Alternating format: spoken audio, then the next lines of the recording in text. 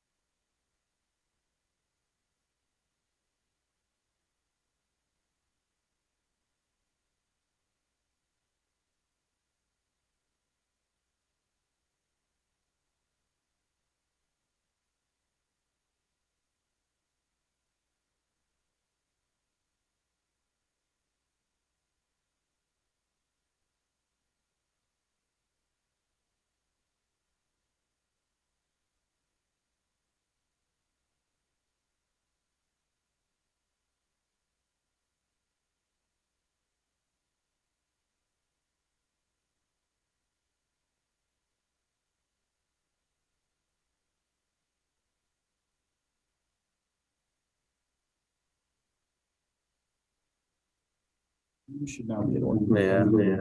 Nope, and this will.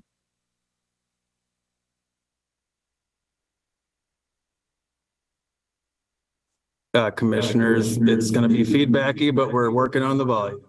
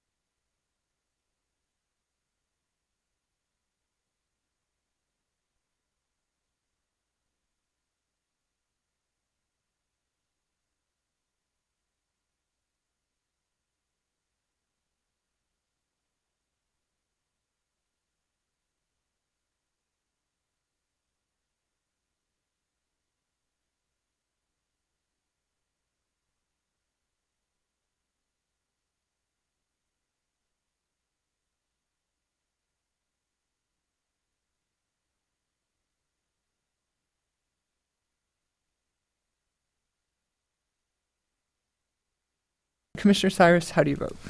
Vote aye. Vice Chair Hofkamp. I'll abstain. Commissioner Altman. Aye. And Commissioner Williams. Yes.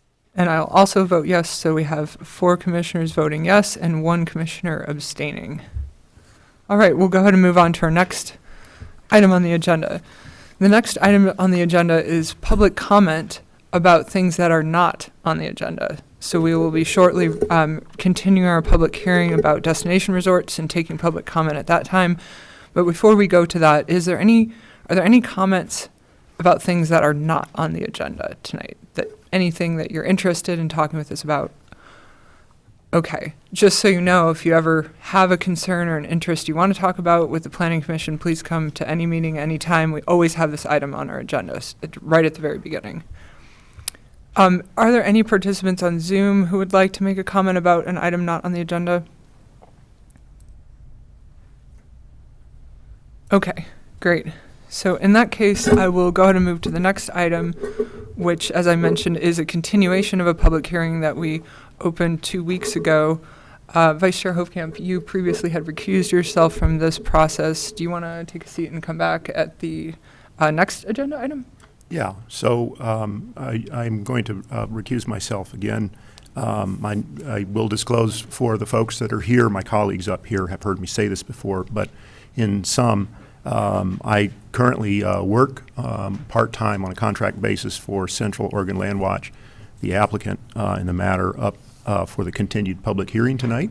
I recused myself for the work session when this was presented initially by staff to the Planning Commission, and then for the first iteration of this public hearing, and I intend to recuse myself now for the same reasons. So this is an issue that is really important, and I actually care about it deeply.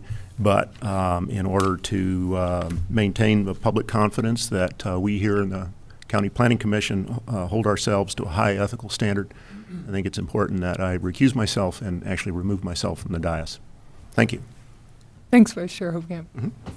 Okay, so I will go ahead and turn it over to Tarek to get us started off with the continuation of the hearing. Thank you very much, Chair Kiris. And yeah, for the record, this is Tarek Rawlings, Associate Planner with the Community Development Department. I'm going to share my screen really quick and just give a quick presentation here. This is a continued public hearing, so a lot of the disclosures, preliminary statements that were made in the first hearing are not going to really be part of this first preamble here, but I will go over some of the basics, the file number, and kind of what happened at the initial public hearing. So this is a destination resort related, destination resort combining zone related text amendment proposal. It's from a private applicant, Central Oregon Land Watch, that was just mentioned. The file number is 247-22-000835-TA. And again, this is a continued public hearing from the initial public hearing on February 23rd, a couple weeks ago.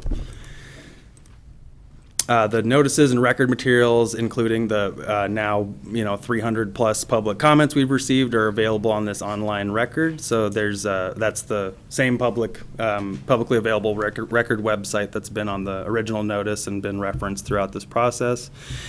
This is a continued hybrid public hearing, so there are some folks that are in person here. I saw them filling out the blue sheets for signing up for testimony. That'd be great if you want to do that.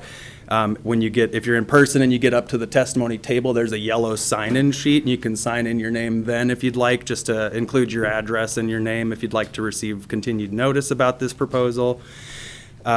When you do actually walk up to give your testimony, or if you're remote, you have to do the same. You have to give your first and last name and mailing address verbally, just for the record. Testimony will be limited to 3 minutes per party, and we'd like you to try to keep it to 1 comment per individual. For remote participants, to testify remotely, you have to be using the Zoom app. And I apologize, there's a reference to Chairman DeBone in there, but at this point, Chair Kiris will request that all Zoom participants use the raise hand feature when that time comes up, when there's a request for remote testimony. If you are intending to testify remotely, just use your raise hand feature either on the Zoom app or press *9 on your keypad if you're attending by phone. That'll indicate that you're raising your hand and that you'd like to provide testimony. And so with that, I have a staff report basically going over new information since the February 23rd initial public hearing. Again, this is a proposal to change element, or to add language to elements of Title 18 and Title 19 of the county code. One section in Title 18 is 18.113. The other in Title 19 is 19.106. They both relate to destination resort siting and approvability. The proposal would add language from Oregon Revised Statute 197.455, subsection 1, subsection A, which essentially limits the types of destination resorts that are allowed within 24 air miles of an urban growth boundary that has a population of at least 100,000. The public hearing on February 23rd, there was notice sent to all the DR zone properties. Then there were 9 individuals at that initial public hearing that provided in-person testimony in opposition, 2 individuals that provided remote testimony in support, and then the applicant provided new written materials at that time, which are included as attachment 1 to your memo and within your agenda packet. At that time, on February 23rd, in the initial public hearing, there was a motion by the Planning Commission to hold a continued public hearing for further testimony, further written materials to be solicited for today, March 9th, and that written and oral record would conclude at the conclusion of this continued public hearing. That was the motion made on February 23rd.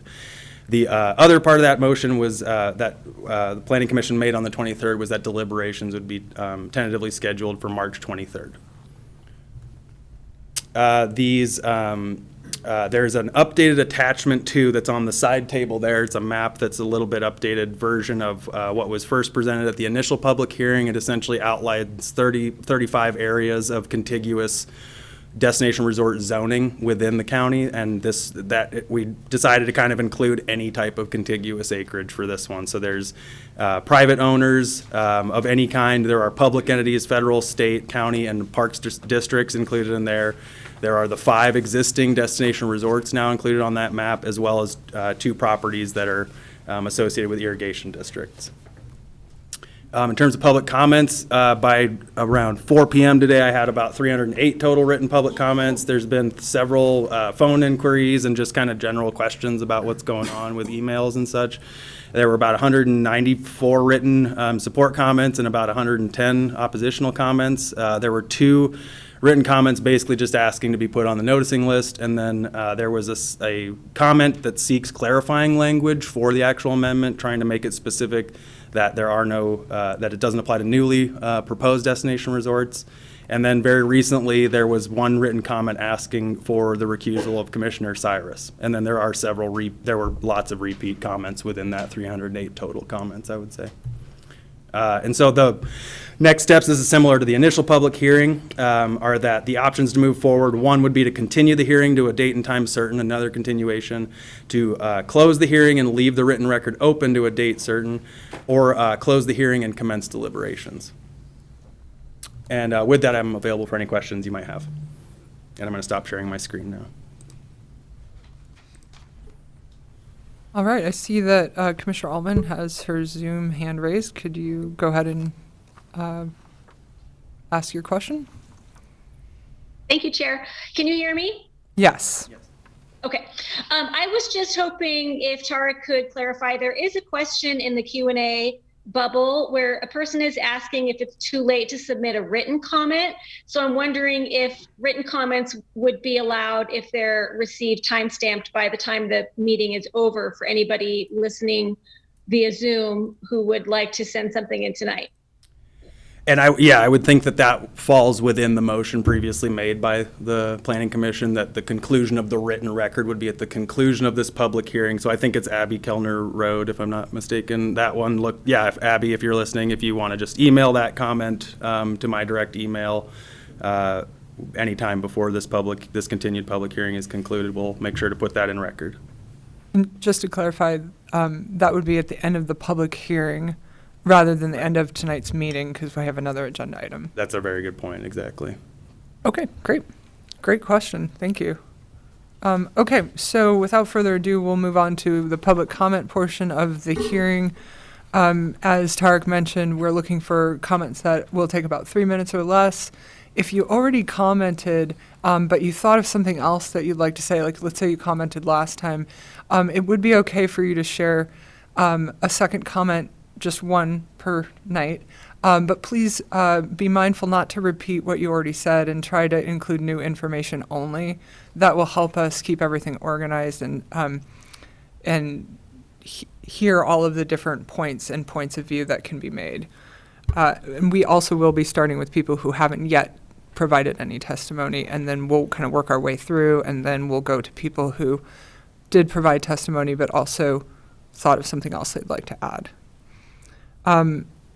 Also, around 3 minutes, I'm going to just sort of gently raise my hand. As I said last time, it's a friendly hand raise, not like a mean hand raise. And that just means sort of start winding down if you can. Okay. So about these blue sheets, some people filled out the blue sheets. We appreciate that. That's helpful. If you didn't fill out a blue sheet, don't worry. You can still provide a public comment. But we'll just go ahead and start with the people that did. We'll go through all the people in person, then we'll go to the Zoom participants. And I might just make a quick comment there. I think there was a request for if written materials are submitted, and I didn't clarify that. If you do have something to submit, a written material or anything, you can bring that up to this desk, and I'll mark it as an exhibit, and we'll have it put into record that way. So you can just bring it to this table. Okay, great. All right, so I got a comment request from Sue Ann Elliger. I'm not sure if I'm saying the name right, but come on up. And where do I go? So I think you can sit on either mic, if I'm not mistaken. And, does she need to, since she filled out her address on the blue form, does she also need to write on the yellow form, or can I just give you the I've blue? done Just one form is fine, but if you wouldn't mind stating it just verbally for the record too, would be great. Sue Ann Alliger, 256 Northwest Outlook Vista Drive, Bend. The state of Oregon has a grand reputation for forward thinking in the field of land use planning. The 1987 statute, Oregon 197.4551A, anticipated growth with state unlike many other jurisdictions in the United States. I urge you to utilize the wording provided by the statute to amend the DCC code to comply with Oregon statute, statewide planning goal 8, and the Deschutes County Comprehensive Plan. Thank you. Thanks very much. Our next person will be Mary Fleischman? Fleischman. Oh, it's an F. Thank you. Mary Fleischman. Thank you, appreciate it. Thank you for this opportunity. I hope that's sounding good. Anyways, I'm here as a representative of the Central Oregon Bitterbrush Broads chapter, which is one of the 40 chapters of the National Organization of the Great Old Broads for Wilderness. We have a membership of over 10,000 members nationwide. We are a grassroots organization led by women that engage and inspire activism to preserve and protect wilderness and wildlands.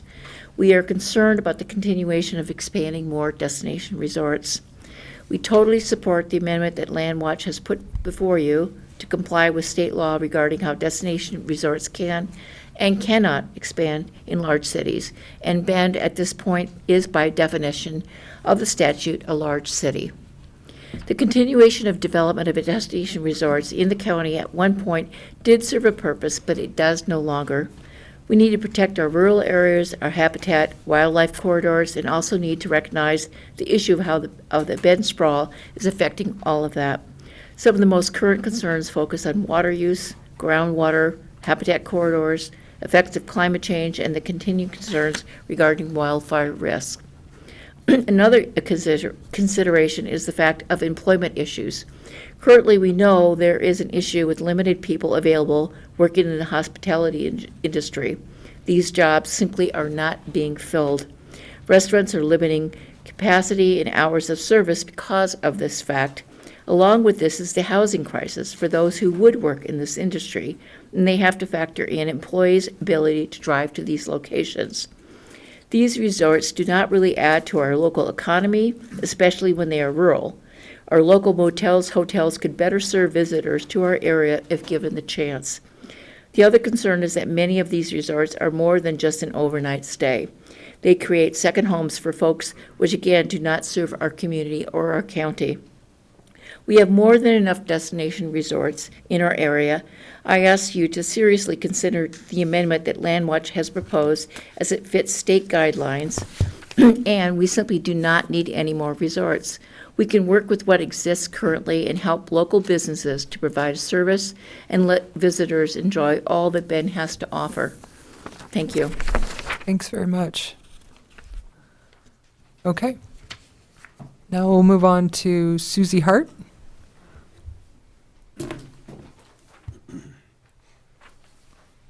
Thank you.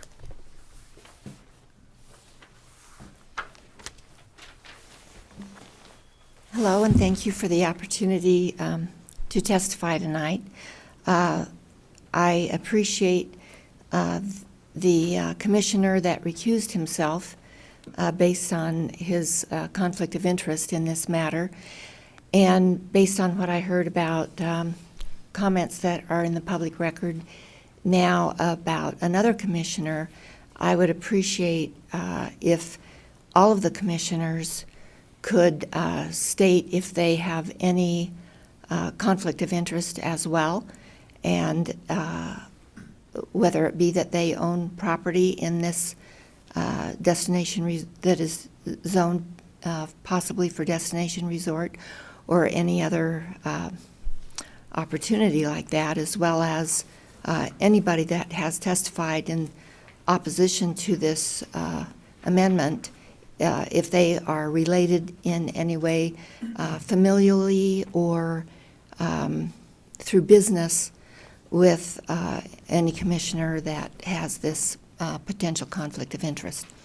So that was the first thing. The second thing is that I won't repeat all of the things that have been said already in support of this amendment, but both in the public record already as well as what I've heard tonight. But I do agree with them, and I do request that the commission support this amendment.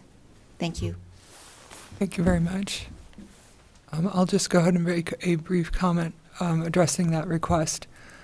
So at the beginning of the first meeting for the public hearing, there was an opportunity for commissioners to disclose any conflicts that they have.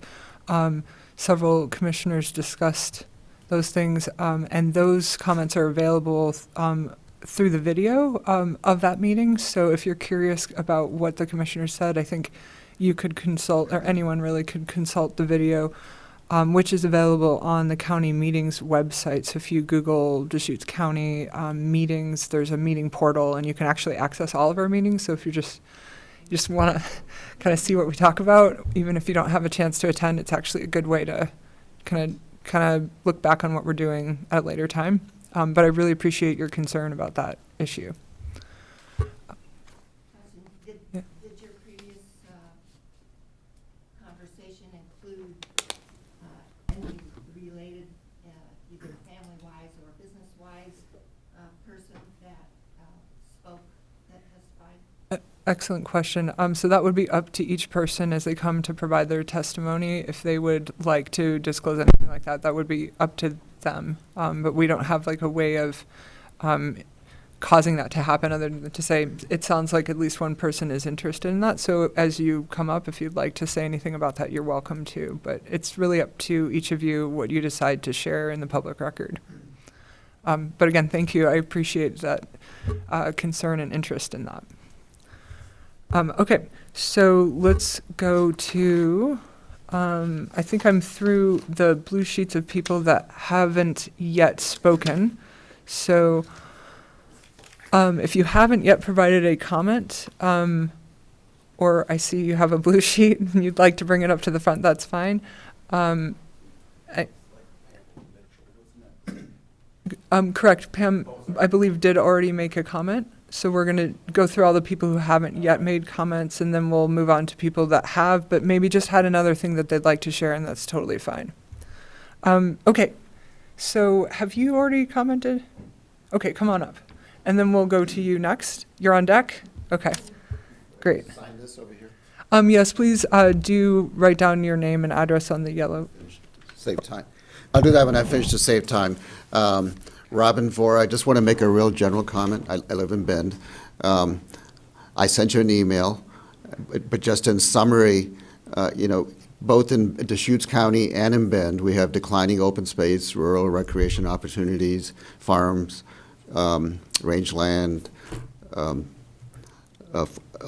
water, wildlife habitat. And so, destination resorts take away from all that, and they just increase congestion, they increase greenhouse gas emissions. I just see no reason, with 200,000 people in the county and growing rapidly, and, economically very well off, and these resorts don't do much in the long term for, good, well-paying jobs. Many of them at the lower service wages. I just don't see a reason for continuation anywhere in Deschutes County of a destination resort. I think they're a travesty, and we ought to amend the county plan to get rid of them. Okay, thank you. Let's see, you're on deck next, so come on up. And you can actually come to this mic if you want. Okay. So my name is Susan Strauss, and I live at 66280 White Rock Loop in Bend. It's Bend address. I just sent in my comments today, but just say that I feel in recent years I've been attending far too many public hearings, and for just an average human being. But I realize that I just really live in fear of the degradation of my place here. And our family of 4 voters, my husband, I have 2 children who are voting age. We have the same fear, and in the rural area where I live, all of my neighbors feel the same way. I haven't met anybody who would like to see another destination resort. So I'm just want to testify that I really want to support Landwatch's proposal. I think it's a very reasonable proposal. What I've experienced, I've lived in Central Oregon for 34 years, paying taxes in that time, and I grew up in the suburbs of Virginia, of Washington, D.C., and watched rural areas of that land just disappear. There's no horse farms left. It's just watching rural. You can drive for 2 hours straight and just be in traffic. So what I see happening in my neighborhood, my rural area, is that it feels like it's turning into a speedway and a suburb. And so what I mean about speedways, I just want to tell my story, is that in the past couple of years, whenever I turn off of my road onto Klein Falls Road, I have to be I actually remind myself when I turn on to Klein Falls that I could get killed at any moment by the speeding cars that are coming from the direction of Eagle Crest. I'm not saying that they're all from Eagle Crest, but there's a particular turn that comes there, and I can see no car on my right, and I can turn in towards Bend, and like that, there'll be a car on my butt, on the tailgate. And so when this first started happening, maybe about 2 years ago or so, I would speed up to like 60, 70 to try to get out of the person's way, and then they still would pass you. So I've started realizing as I've watched cars moving past me that there's very frequently there are people that are going at 70, 80 miles an hour in an area that's 55. And I wonder about the homes of people that live with their driveways right off of Klein Falls and how they manage to get on and off without getting into an accident. I had a fellow following me, tailgating me at a very high speed, and these people, like, run right up against you, at high speeds. And so I finally just let him pass, and I could just feel that from what I was going at about 60 miles an hour, he must have easily been going 80, 90. Okay, I got your. That's my friendly hand wave. Yeah, so just the traffic. What I just wanted to say about that was that he was coming right to that point where the curves are, where you always see dead deer, where there's a deer crossing warning sign, where many times I've been driving home busy, and I see like a whole herd of deer go through there. So, yeah. Thank you very much. Okay, who would like to go next? We will be doing comments from people that have already commented after everyone's had a chance to comment who hasn't commented. Who else? Anyone wanting to comment who hasn't commented? And is there anyone raising their hand on Zoom? We'll give our Zoom people just a moment to raise their hands if they have not yet commented and would like to comment. There's lots of Zoom hands. There's also the applicant land watches available, so I'm not sure if you wanted to. Yeah, so what we'll do with the applicant and also any other questions is we'll just kind of save them up until the end, and then I will give Central Oregon Land Watch an opportunity to address any questions or comments that they would like to, and then also staff, if there are any questions for staff, then we'll do those at the end as well. So let's go ahead and go through Zoom participants who have not yet given any remarks in oral testimony. It's okay if they've submitted written testimony. If you could go ahead and elevate one panelist at a time, that would be helpful.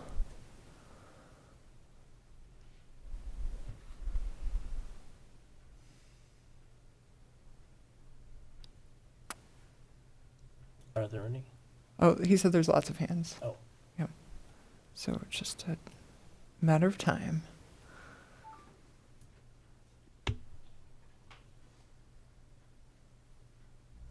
Good evening, Chair Curious. Can you hear me? Yes, so we were going to do Land Watch's comments at the end so that you have an opportunity to address questions and comments that people may bring all at once. Sorry about that if that wasn't clear. But if we could just do testimony from people who have not yet provided testimony, that would be helpful. And I know that you guys don't know who's provided testimony, who hasn't. So if you're on Zoom and you've already spoken, please don't raise your hand right now. We'll give you an opportunity in just a bit. Sounds good. Thank you. Yeah, sorry about that.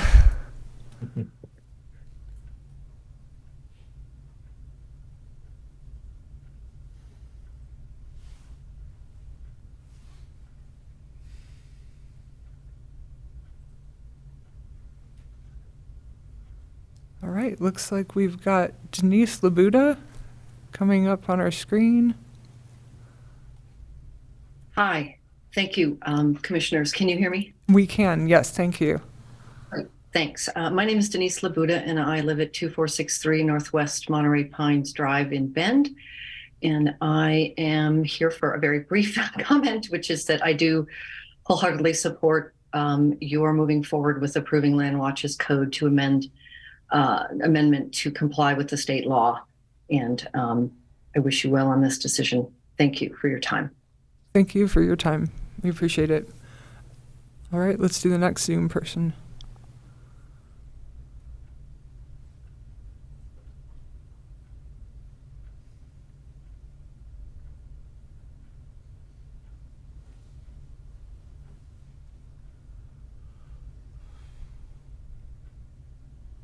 All right, looks like we've got Vicky.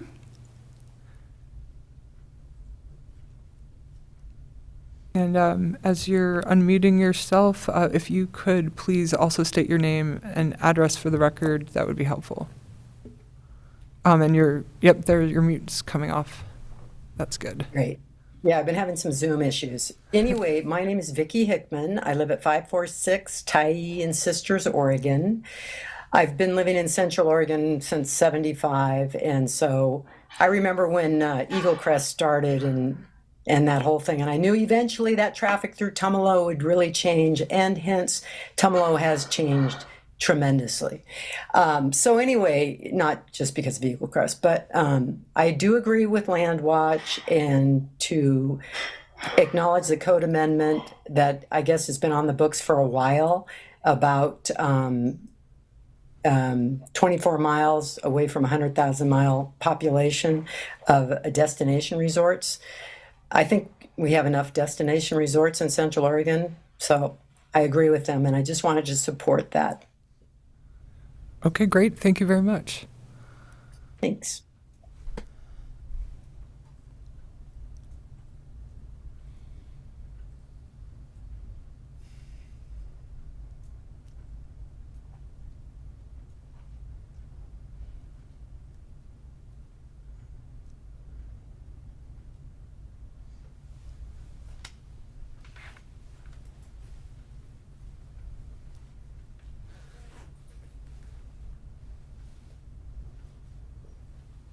All right, I think we've got our next person here. Perhaps the last name is Stout. And if you're able to unmute yourself, perfect. Can you hear me? Yes. Hello, County Planning Commission. Thank you very much for considering the public's valued experiences and beliefs in this matter. My name is Stephanie Stout, residing at 66245 Bar Road, Bend, Oregon, for the past 24 years. I will keep this testimony short and sweet. I am in full support of the text amendment, and it is abundantly clear that Deschutes County does not need any additional destination resorts, nor does it have the capacity to sustain the current resorts. I fully support Landwatch and appreciate their efforts to maintain the beauty in Central Oregon. Again, I fully support the text amendment, and I urge you to please consider supporting it as well. Thank you. Thanks very much. And I'll make a suggestion. I don't know really how Zoom works, but if maybe you can elevate the next panelist when the person speaking, like you could kind of have two up at once to make the transitions go faster.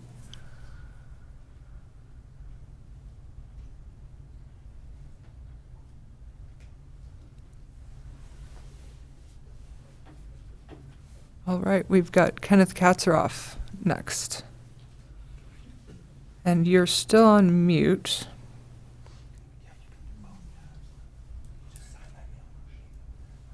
Yep, there we go. For the record, Ken Katzeroff. I'll use my Bend address, 360 Southwest Bond Street, number 500. I have submitted 2 comments to the record now, and I'll try to keep my testimony brief. I have a couple of points that I want to hit. First is I've raised a substantial prejudice issue related to procedure, specifically regarding Measure 56 notices as well. My understanding from staff is that that may be addressed by legal counsel at this hearing tonight. Essentially, Measure 56 notices were not sent to each individual property owner who owned the lot or a parcel, which is required. And when people don't receive proper notice, they can't participate in this process. And so there may be people who are being left out, and that needs to be considered. My biggest point here is that it would really be helpful, quite frankly, if Landwatch were to provide everybody the full truth.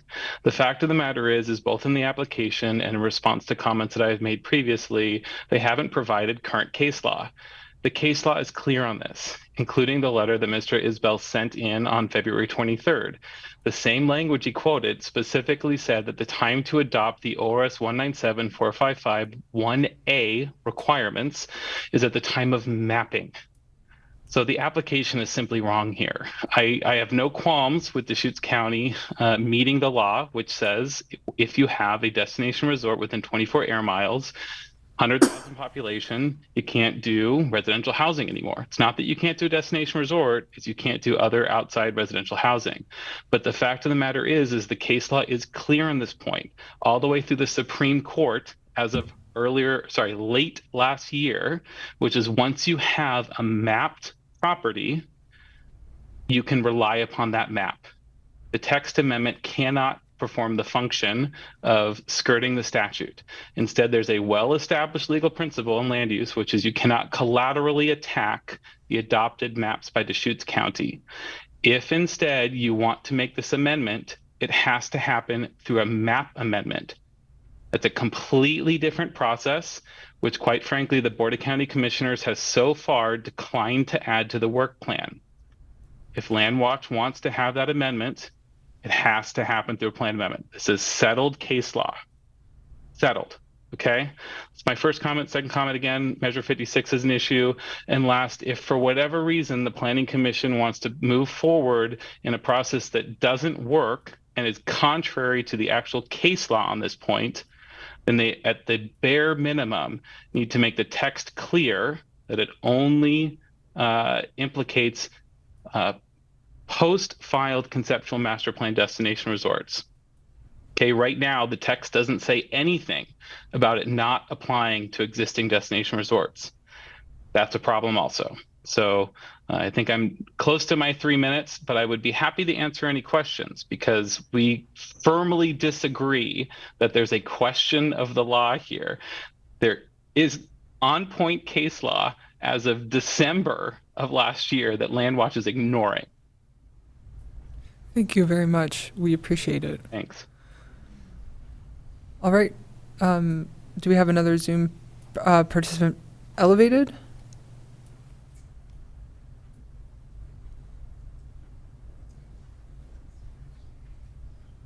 Okay, I see Abby Kellner, and the last name has disappeared. The other part of the last name. Oh, Road. Kellner Road. Thank you. If you could state your name and address for the record, that'd be helpful. My name is Abby Kellner Road. My address is 25360 Walker Road in Bend. I am a resident of Deschutes County. I am speaking in support of Deschutes County Planning Commission approving Landwatch code amendment to comply with state law and goal number 8. We have more than enough destination resorts in our county, more than any other county in the state. I'm worried about our overallocation of water. The population is exploding in Bend, lack of housing for possible employees, and the use of wild lands for human recreation, which will increase the negatively impact our wildlife. Not amending the county code would be directly contrary to state law. Please vote in favor of the text amendments. Thank you very much. Thank you. Let's have another Zoom participant.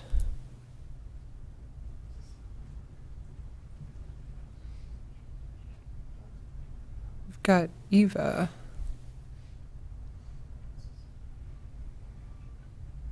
Sorry, I didn't mean to become invisible, but apparently I am.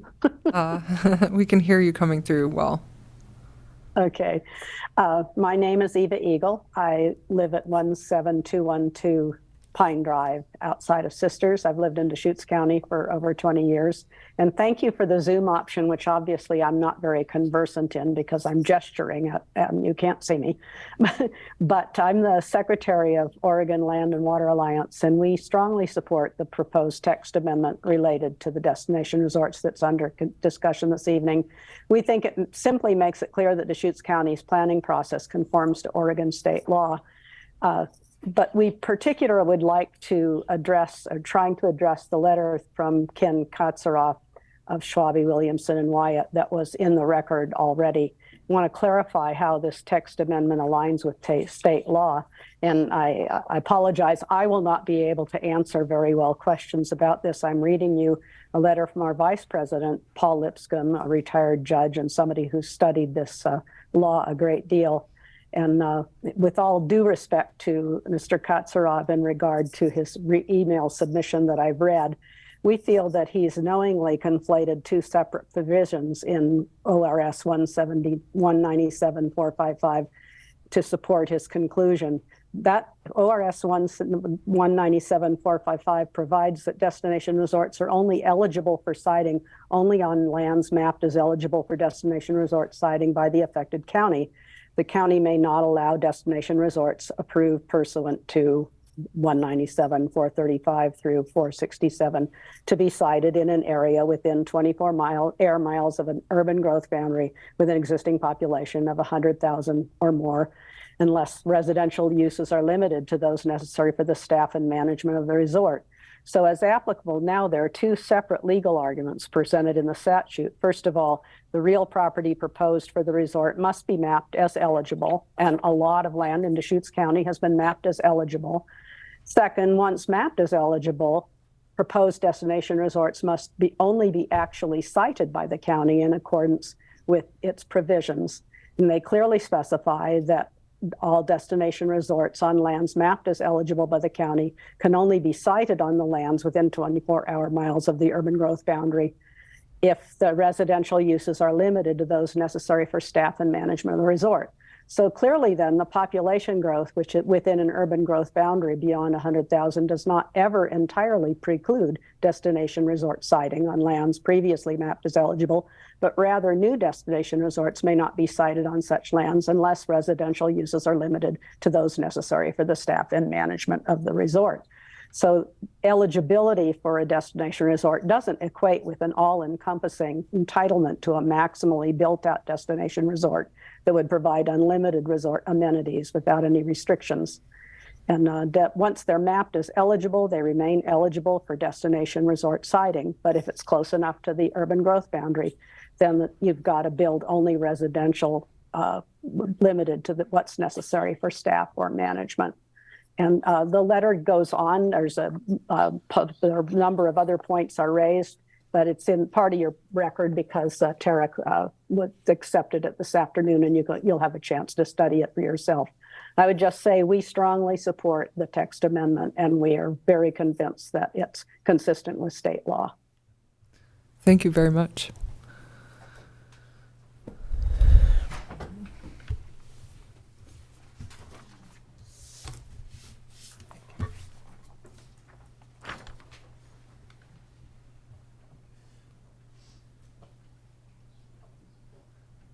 Bruce Bowen. Yeah, I guess I've somehow not gotten my my picture isn't there. It's okay. We can no hear idea you. what I did.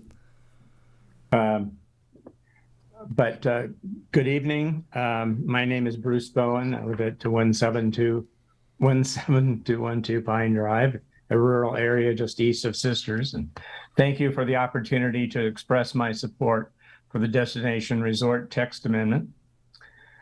I must begin by recounting my amazement at the opposition to what I think is a rather straightforward incorporation of state law into Deschutes County Comprehensive Plan and ordinances.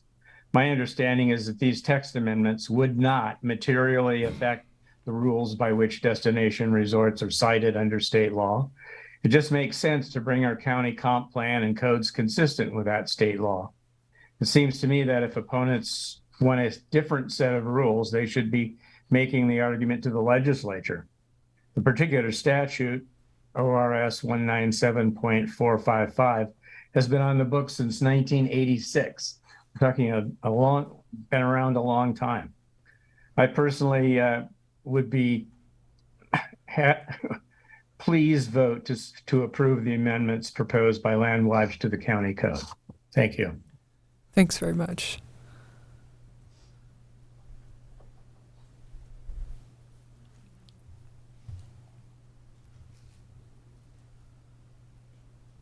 Do we have anyone else? I believe that's everything. Yeah, Kenneth Kastroff has his hand raised So again. we're actually just going to do one comment per person per night. And so unfortunately, we can't provide an opportunity for people to speak multiple times this evening. He did send an email formally requesting the written record remain open for essentially another continuation. So that was potentially what his hand is raised for, but that's all the information I have. We appreciate the recommendation. Okay. So, yes. Okay. We'll do our last Zoom hand, at least of the hands who haven't yet provided testimony. We'll swing back around after we hear from people in person again. Then we'll go back to Zoom people who testified on our meeting 2 weeks ago and thought of something else they'd like to say, if there are any.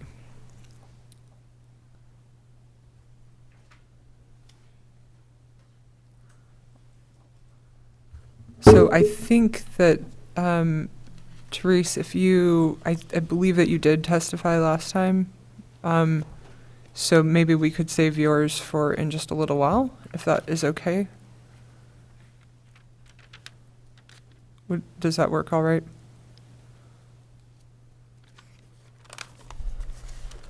All right, so we're going to go ahead and move to in-person testimony of people who have already testified, not tonight. Please do not testify twice tonight. But if you presented testimony 2 weeks ago and you've thought of something new, please don't come up and repeat what you said last time. But if you've thought of something new and you want it added to the record, we would definitely welcome that opportunity to hear additional thoughts that you've had since that first meeting. So I'll, as before, start with the blue sheets, starting with Nunzi Gold.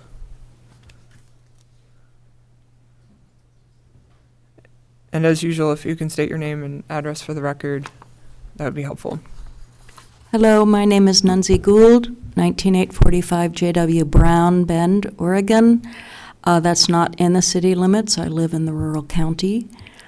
I am in support of the text amendment. Destination resorts have been the cat's meow in Deschutes County. This text amendment does not limit anybody from developing a destination resort. It's not limited anybody in the past from developing a destination resort. It doesn't change anybody's overlay zoning. So those who've owned property for a long time have had lots of opportunities to develop destination resorts since the Goal 8 standard was established. And this text amendment doesn't preclude anybody from developing a destination resort under the state criteria that are being proposed to be added to this text. So right now, your code doesn't meet state law, and for many, many years, people have been concerned about this, and now our community reaches that population, the UGB population, and so it's timely. I would like to just make a couple comments. First, I don't believe the written record should remain open. That was discussed at your last hearing, and you made a determination that you would close the record at the end of this public hearing, and I would respectfully request that you would hold to that. Second, I'd like to make a clarification that as a destination resort property owner within a MAP destination resort, I did receive a notice of this text amendment, so I don't exactly know what Mr. Katzeroff is talking about when he says that people did not receive notice. And thirdly, I'd like to say that for people who have owned destination resort land, including those who are on the panel on this commission and who are sitting in the audience, who are relatives to those on the panel of this commission, there's been ample opportunity to develop destination resorts over the course of their tenure, and this text amendment doesn't preclude them from making their developments into the future. So, like I say, resorts are the cat's meow. This does not preclude development or change anybody's property rights. They certainly have the right to develop according to state law and our code. So, thank you. Thank you very much. Okay. Next person will be Pamela Mitchell.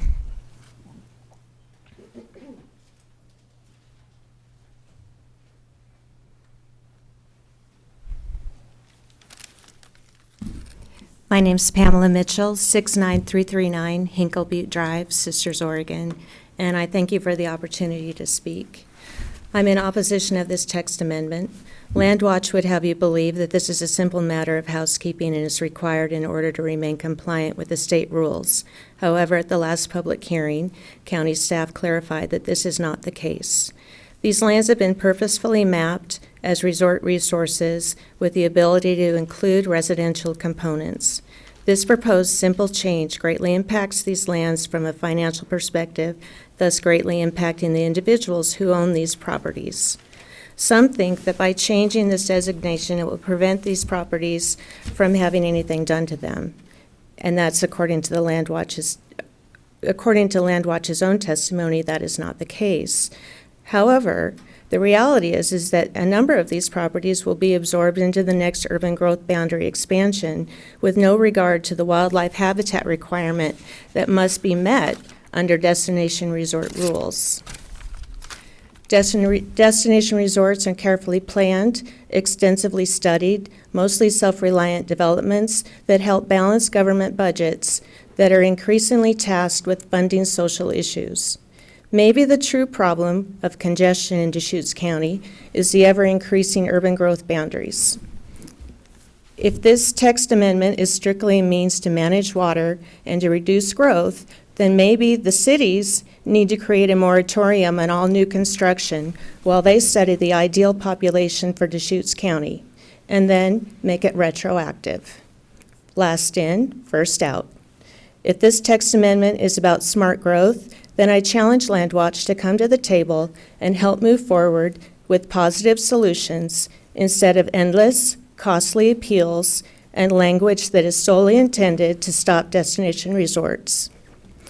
My family invited Landwatch to meet with us and help create a resort that would set the standard for the future of development, and they declined.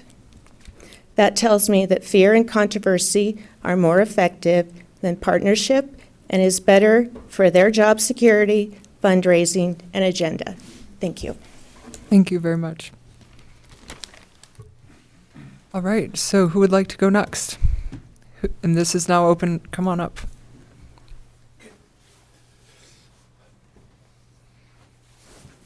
Good evening. I'm Robert Hammond. I have lived in Northwest Crossing for many years, and I also have a piece of property out in Deschutes River Ranch north of Tumalo. I would simply like to echo what that gentleman previously said, who testified remotely a few minutes ago. For the life of me, speaking as one who's not an attorney and also speaking as one who does not intricately follow the workings of local government, I cannot understand why Deschutes County would want to put themselves in a position where they have a different set of laws, guidelines, rules, whatever, than the state has. It's beyond me. It just seems that just, to me, common sense as a non-government professional. Let's just get our local laws in concert with the state. I've seen Central Oregon Landwatch. I've watched them peripherally for many years. Terrific organization. They have the interests of the region at heart. They're very, very good at what they do. I think it's a bonus that they would want to, for us as Deschutes County residents, I think it's a bonus that they would want to present this text amendment and give it to us to approve. Thank you for your time. Thank you very much. All right. Who would like to go next? It's now open to people who have thought of additional things they'd like to add to their testimony.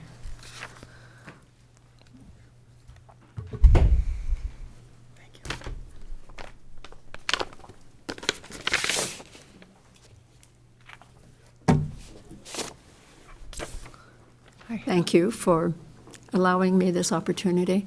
My name is Kay Knott. My mailing address is Post Office Box 2422, Sisters, Oregon, 97759. I am opposed to this text amendment for several reasons. One, I am also under the understanding that what they are proposing will not impact on the properties that are already mapped, that they are grandfathered in to the, once they're mapped, they're set. But the state legislature spent a great deal of time reviewing, mapping, and talking to environmental groups and people, other people, to set the mapping. They came into the county and looked at some of the properties, and they evaluated what were good farmland and what could be used for resorts. And there's a lot of land in Deschutes County that's listed as farmland, but it's not.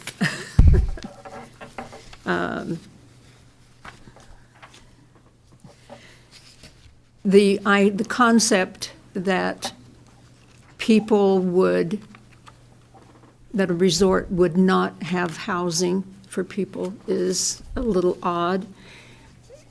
that they would only provide housing for employees. There are a lot of complications involved with doing that. Can the employee build a house? Can they buy a piece of land and build on it? There's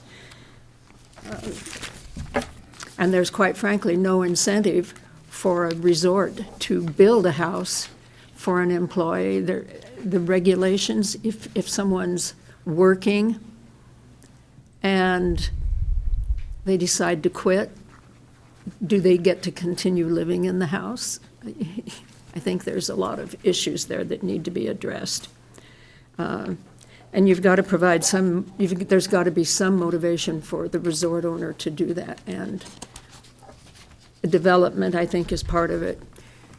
And I heard someone state that there's no, if I understood what they were saying correctly, there's no revenue from a resort for a county. And that's totally not true. A lot of the houses on a resort are taxed at the same rate that anyone else's house is taxed. And so you're looking at cutting out that revenue for the county. So just as a note, you're right about 3 minutes.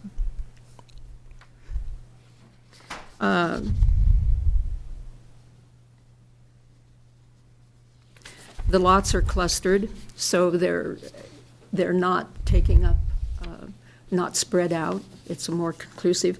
I think half of the property has to be saved for open space. I've seen comments in writing regarding wildlife and the impact on wildlife, and it's been my experience that wildlife have no issue living around habitation. It may be that they feel safer from cougars, even though you have cougars and deer in town here in Bend. So I don't really see that as being even a potential issue. Resorts, I'm getting close. Resorts,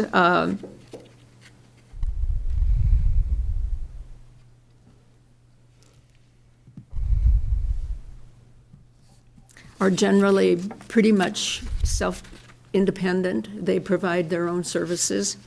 But I think one of the biggest issues that's been brought up is the water use.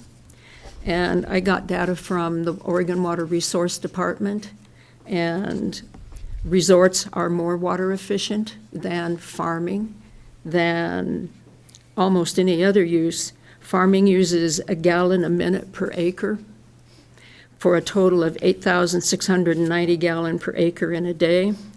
A residence uses 150 to 300 gallon. And if you can put 1.5 lots on an acre, so that comes to 225 to 450 gallon an acre, which is a lot less than 8,000. Hotels use 200. There is a time limit. And we have passed it now by 2 minutes, so I will respectfully ask you to wrap up the comments. Hotels use 218 gallon. The last thing I will mention is, it was mentioned last time that takings, that people could apply for Measure 49. You're talking about a lot of money.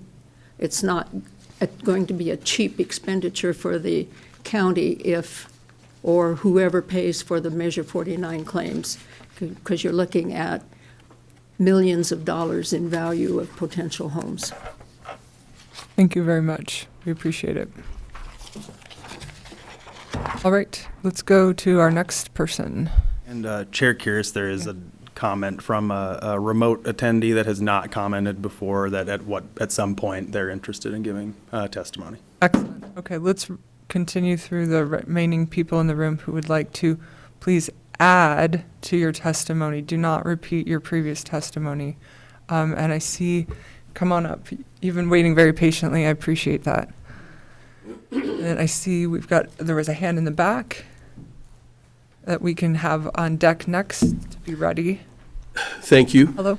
My name is Scott Stewart, 631 Sundance Ridge Court, and that is in Redmond, Oregon, which is in Eagle Crest. So A lot of the things that have been said tonight kind of relate to me and where I live. I am opposed to this text amendment.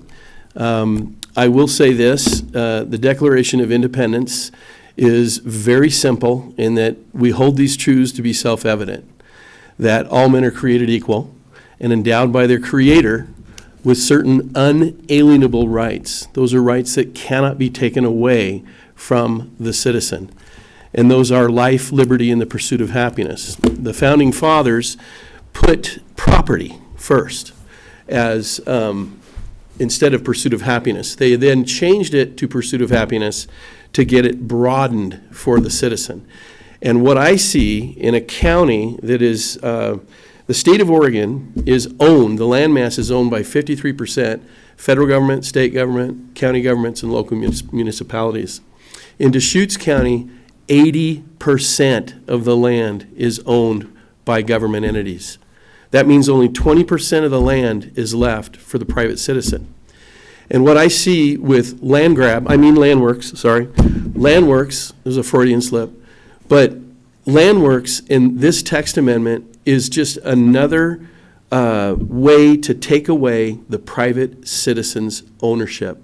They're looking at destination resorts. They're using a text amendment that they've spent thousands of dollars, billable hours to attorneys to figure out one small minor text, which then affects the property owner's rights. And it just doesn't affect the destination resorts. This affects every single private citizen in Deschutes County. And like I said, this is something new that I've said to you before. It's gotten to a point where the citizens here in this state of Oregon are having their liberties stripped from them by the government. It was never intended that way. If you look at the U.S. Constitution, Section 8, it specifically states that the federal government can only own the 10 square miles around Washington, D.C., and the land underneath ports, forts, authorities like the U.S. Post Office. So why do they own 80% of Deschutes County? Now, I'm not saying the state of Oregon can't own it, but the federal government should not own it one bit. And if you look at the land east of the Rockies, there's no land owned by the federal government. It's all west. And Oregon is in that situation right now. So when we talk about urban growth boundaries, when we talk about private property rights, anytime you add something to a text amendment to something like this, okay, and I know my time's up, but anytime you add to this, interest of fairness. Right. Well, the lady got 2 minutes extra on the last part, so I thought I'd just go over. Right, but no one else did, so. No, I know. All I'm saying is, and I just urge you to vote no on this text amendment. Thank you. Thank you very much. Yeah. All right, who's next? Come on up.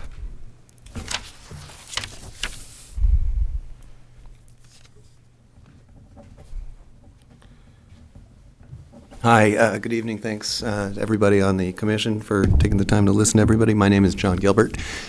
My address is 1516 Northwest Galveston Avenue in Bend, Oregon, 97703.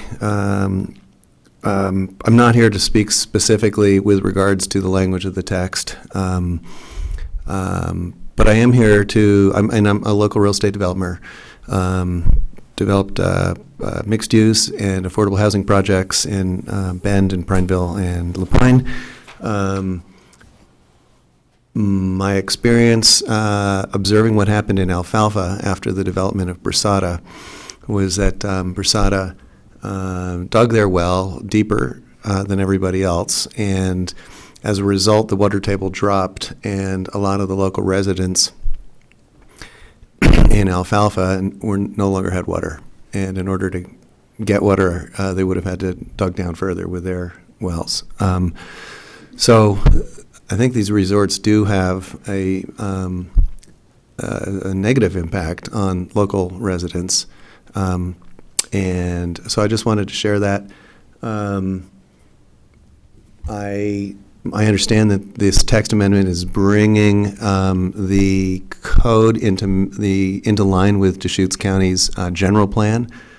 On my sheet, I put opposed, but I think it's. Do you Do you have my blue piece of paper?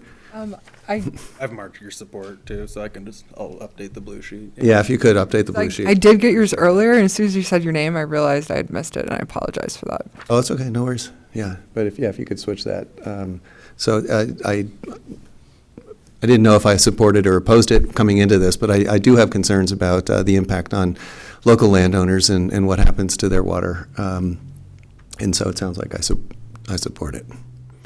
Thank you very much. Thank you very much. We appreciate it.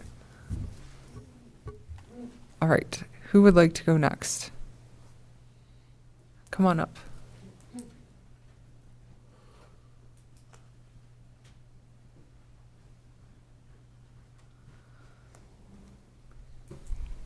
Laura Everett, 20181 Graham Lane, Bend, and I just want to say that I support the amendment to the code.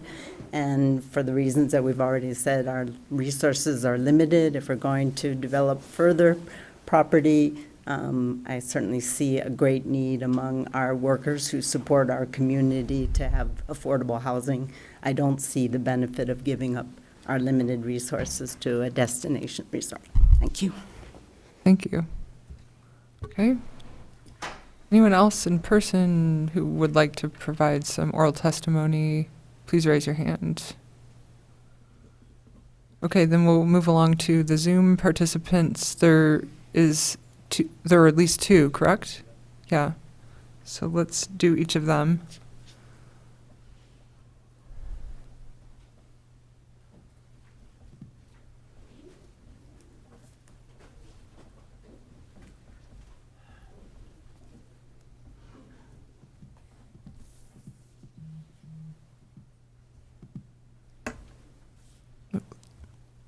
Hello. Good evening. Can you hear me? We can, thank you. Adam Smith, land use attorney with Robbie Williamson and Wyatt. My business address is also 360 Southwest Bond Street, Suite 500, Bend, Oregon 97702.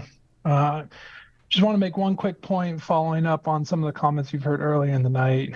In particular, I wanted to note that, to my recollection, retired Judge Paul Lipscomb was a party in the proceedings that led to the case law that my colleague Ken Katzeroff noted.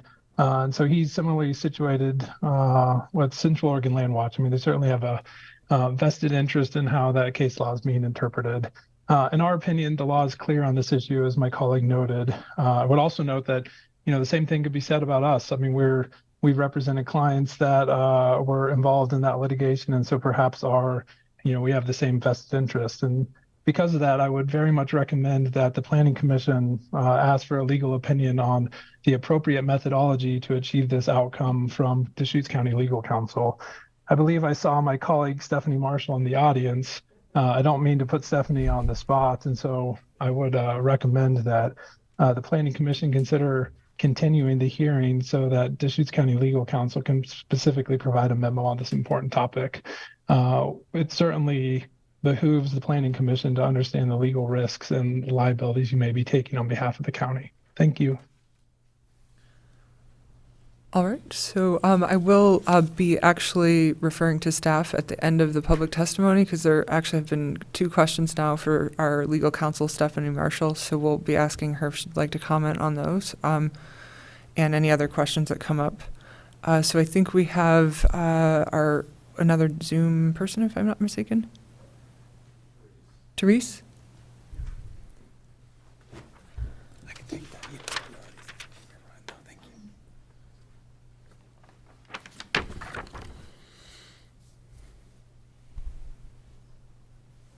you. Says that Therese is connecting to audio, so we'll just give her a minute.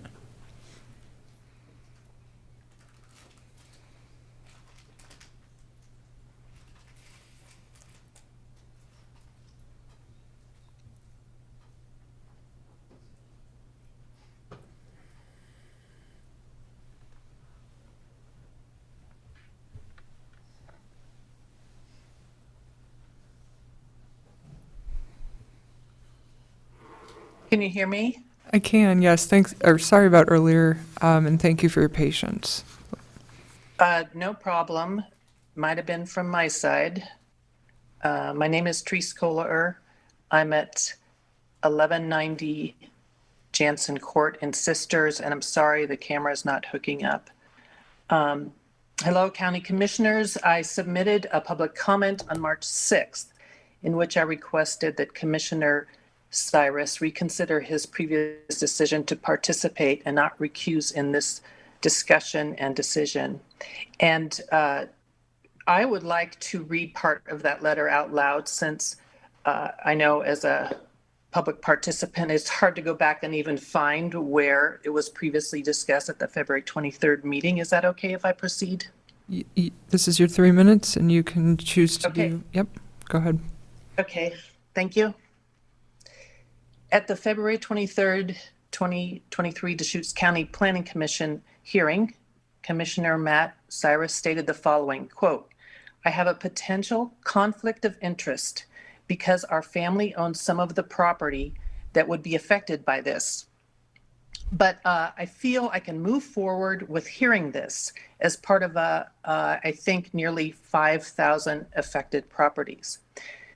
I respectfully request Commissioner Cyrus reconsider his decision to participate in this proceeding and recuse himself from any further discussions or decisions on this matter. Here is the language from the Deschutes County Planning Commission Policy and Procedures Manual regarding conflicts of interest. A member of the Planning Commission is a public official pursuant to ORS 244.2.020, parentheses 15, and thereby must be mindful of actual and potential conflicts of interest. Generally, a member of the Planning Commission should not participate in any proceeding or action in which any of the following have a pecuniary benefit or detriment: the member's spouse, parent, step-parent, child, sibling, step-sibling, son-in-law or daughter-in-law, the member's spouse's parent, step-parent, child, sibling, step-sibling, son-in-law or daughter-in-law, any individual for whom the member has a legal support obligation or otherwise received benefits arising from the member's employment, any business which the member or the aforementioned listed relatives is associated. Any potential conflict of interest must be disclosed at the meeting of the Planning Commission where the matter is being considered."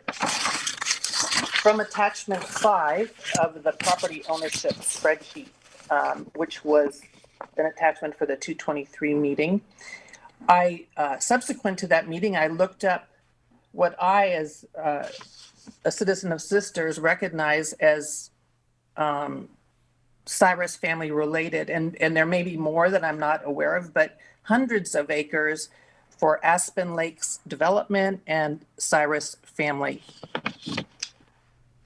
And then I had put in a scale of, there's a great map, attachment 4, which gives you a visual of how big these parcels are, showing all the noticed parcels, including number 1 and number 4, which are related to Commissioner Cyrus.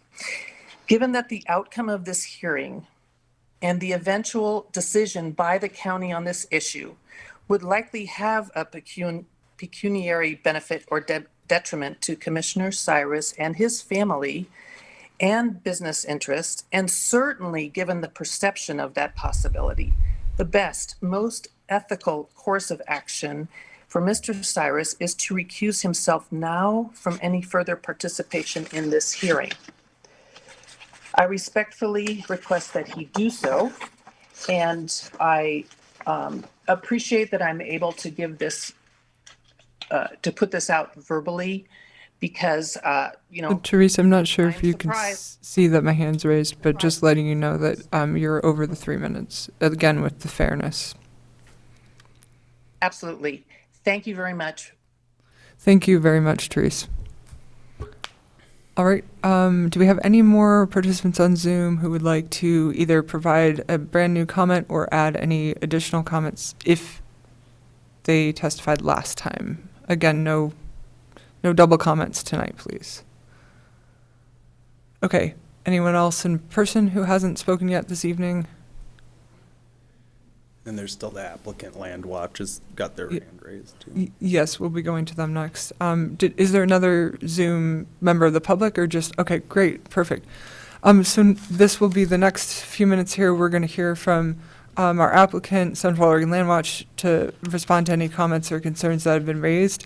And then we will be asking Stephanie Marshall if she would like to comment on 3 of the issues that came up, and then also if additional staff want to make any comments. So let's hear from Central Oregon Land Watch. Hi, good evening, Chair Karras and Planning Commissioners. Can you hear me? Yes. Thank you. For the record, my name is Rory Isbell. I'm a staff attorney with Central Oregon Land Watch. Our address is 2843 Northwest Lolo Drive, Suite 200, Bend 97703. First, I apologize for not being there in person tonight. I've been under the weather, pretty sick this week, and I'm still running a gnarly fever today. So I, of course, decided to stay home. I first want to point out that the big majority of commenters have been in support of our application, our text amendment application. I think because it is a very simple, straightforward application to update the county code to comply with longstanding law. I'm going to take a moment just to address the one potentially confusing issue that's been raised. And I'll also let you know that I submitted another written comment, a letter to staff this afternoon that addresses this issue fully as well. I'll outline it right now, though. So, of course, this is the recent Luba case concerning a Thornburg application that Mr. Katzeroff and Mr. Smith mentioned. In that case, Luba answered a very narrow question. The issue in that case was whether a site plan development for an already approved destination resort is somehow limited by ORS 197.4551A, which is, of course, the statute that our text amendment application requests the county update their code to conform with. Luba concluded that statute does not apply to the overnight lodging unit site plan as a matter of law. That's the holding. That's the very narrow legal lesson from that case. Now, there is some language in there, and this case law is fully presented to answer one of the questions or concerns that was raised about whether Land Watch has fully presented this case law. This entire section is quoted in the letter we submitted today, and it was also cited in our previous letter. So there is language in there that says that this statute applies when the county is determining whether land is eligible for inclusion on the map. And that's true, the statute does apply then, but that doesn't mean it doesn't also apply at another time, like now, when this circumstantial threshold of the 100,000 population has been reached. Luba stated in that case that under Goal 8 in the statute and the county's comprehensive plan, the county adopted maps control whether a specific property is eligible for destination resort siting. We fully agree, and that will continue to be the case if the proposed text amendment is adopted. The map controls. We do not dispute that. We are not requesting the map be changed. So what we are requesting is fully in compliance with that recent case law. And most importantly, this is my big take-home point for you. There is no other way for the county to implement this limitation from statute other than what we've proposed tonight. Amending the map, which again, the only really substantive oppositional comments continue to say that this is some attempts to amend the map or that the map has to be amended to achieve the goal here, the intended outcome of this statute. Amending the map would not do it. The statute does not say that destination resorts are not allowed within that 24-mile radius. So, I have not heard from any of the oppositional comments how they believe this statute should be implemented into Deschutes County, but it's not through a map amendment. Land Watch's intent in this text amendment application's intent is to continue to have every property that currently exists on the county's destination resort eligibility map remain on that map. I also want to note that staff during the last hearing on February 23rd also summarized Luba's recent decision by saying, what Luba ruled on and the Court of Appeals affirmed said the eligibility map adopted by Deschutes County is the controlling document for determining eligibility. And we fully agree. There's no real dispute there.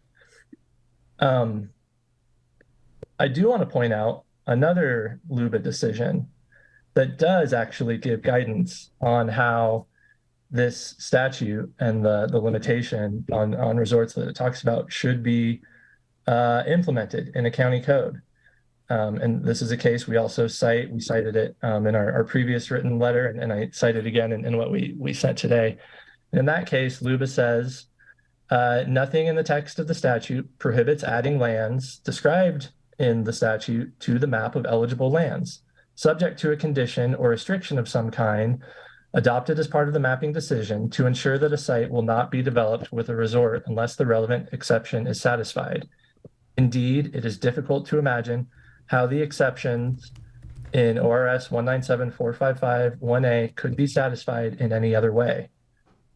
So this is exactly what Landwatch has proposed in this text amendment application. Amending the map will not cause the county code to come into compliance with the statute. The only way to do it is to place this condition in the county code that applies to all areas mapped as eligible, that once this population threshold is met, the type of destination resort that can be developed on those properties changes.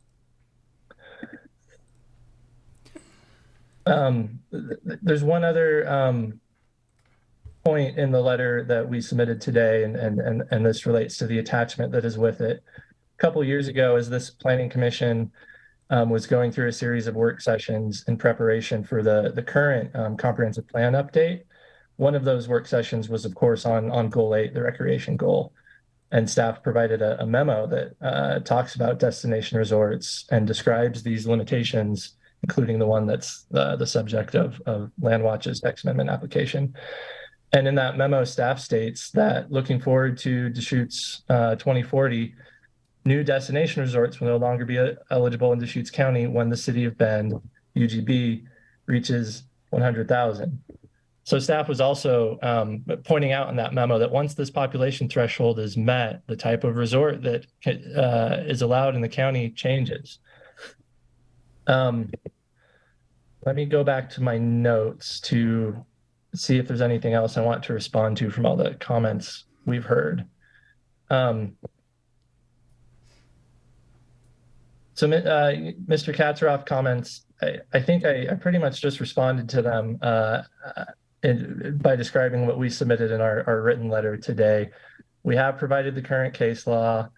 The case law is clear, including especially in that previous LUBA case that does actually talk about how this statute is to be implemented. It's by placing a condition on resorts on the eligibility map.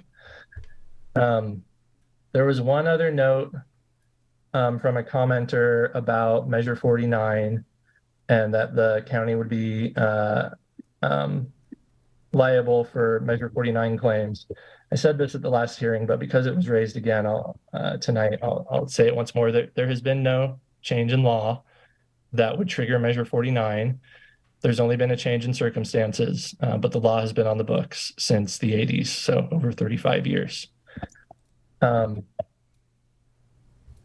believe that's all I want to say tonight. I guess I'll also chime in that we also support closing the written record tonight. There's been 2 hearings, and this application was submitted back in October of last year. So there's been ample opportunity to submit written comments. So thank you once again for your time, and we respectfully request that the Planning Commission recommend approval of this text amendment application. Thank you. Okay, great. So we will now hear from our county staff, starting with Stephanie Marshall, our county legal counsel. All right. So your notes are probably better than mine, but what I have in my notes have one item having to do with Measure 56 notices, another asking your opinion on how we should be looking at this, and then a third one having to do with whether or not we follow the proper procedures regarding Commissioner Cyrus's recusal. And you can comment on any or all of those and or other things you have in your notes. Okay. Thank you, Chair Kuras. Stephanie Marshall, Assistant Legal Counsel. Good to be here tonight, and good to hear from so many people that are interested in the application. Okay, so, yeah, I have the same thing in my notes. Notice, recusal, and then kind of the legal arguments that were made tonight. I think maybe I'll jump first to recusal, and I appreciate the information that was read into the record tonight, and it sounds like it was in a letter as well. Legally, my legal opinion is that the commission has complied with the requirements of disclosing potential conflicts of interest. Recusal is required where there is an actual conflict of interest, and like there's already a contract in place, and and the contract will be undermined or what have you. And I also wanted to comment that the appearance of a conflict of interest or a potential conflict of interest may vary from person to person. And so, as I said in previous meetings before the commission here, it is up to the individual commissioner to make that decision for him or herself. And the record is, the record includes these objections.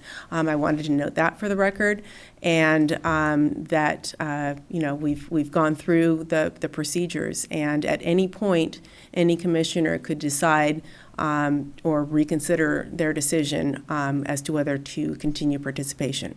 So I won't advise as to what should be done. I'm just giving you the lay of the land.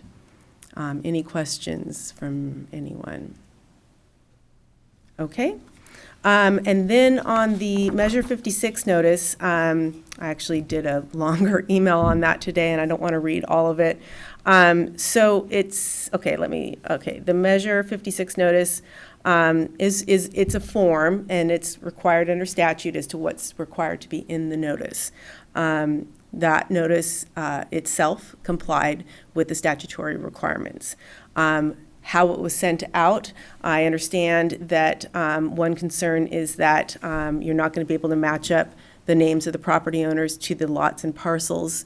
I understand that the text amendment mailing list is part of the record, and I don't have a comment on the fact that the list may or may not include a specific indicator of which lots or parcels the owners own. But I will also comment that parsing that out is not specifically required under the statute. That being said, once more, I will read a portion of ORS 215.503 subsection 4, which states that a written individual notice of land use change is required to be mailed to the owner of each lot or parcel of property that the ordinance proposes to rezone. And if I understand one of the objections, it sounds like, and again, I haven't confirmed this, and I might look to Tarek to further comment on this, but it sounds like maybe one notice was sent to a property owner that owns multiple parcels of property. So being as that I don't know, I haven't seen that list, I'm going to defer to staff, but I will say that the content of the notice appears to comply with statute, and confirmation, the ability to confirm whether the notice was actually mailed as per subsection 4 of ORS 215.503 is something that I cannot state affirmatively one way or the other without having seen the list.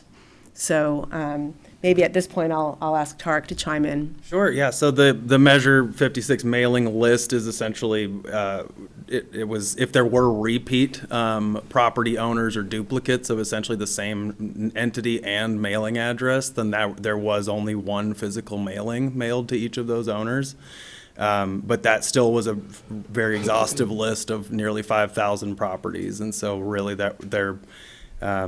I think the argument being made is when there's multiple lots, even with the same ownership and mailing address and name, that there was a request that there be a physical mailing sent to each of those lots, even though it's the same ownership entity oftentimes. So if I'm understanding correctly, I believe that's what you're looking for, yeah.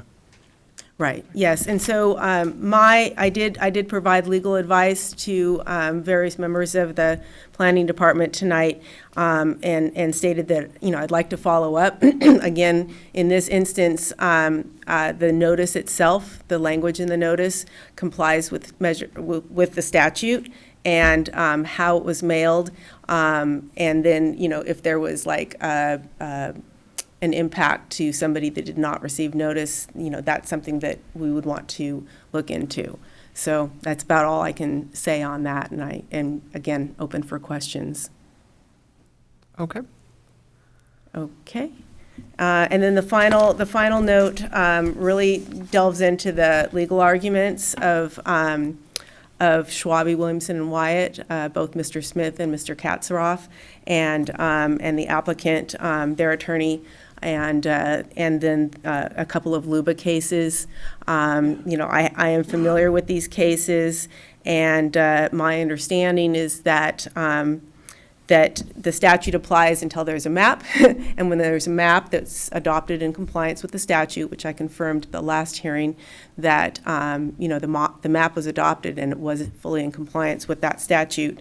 Once that map is adopted, the statute no longer controls, and that might not be inconsistent with anything that we've heard, because what I understand LandWatch's application is to take that distance and population size language from the statute and put it into the code. So it doesn't change the map. That's a correct statement, but it would change the ability to develop a full destination resort. It would be more limited, as I believe everyone is in agreement on.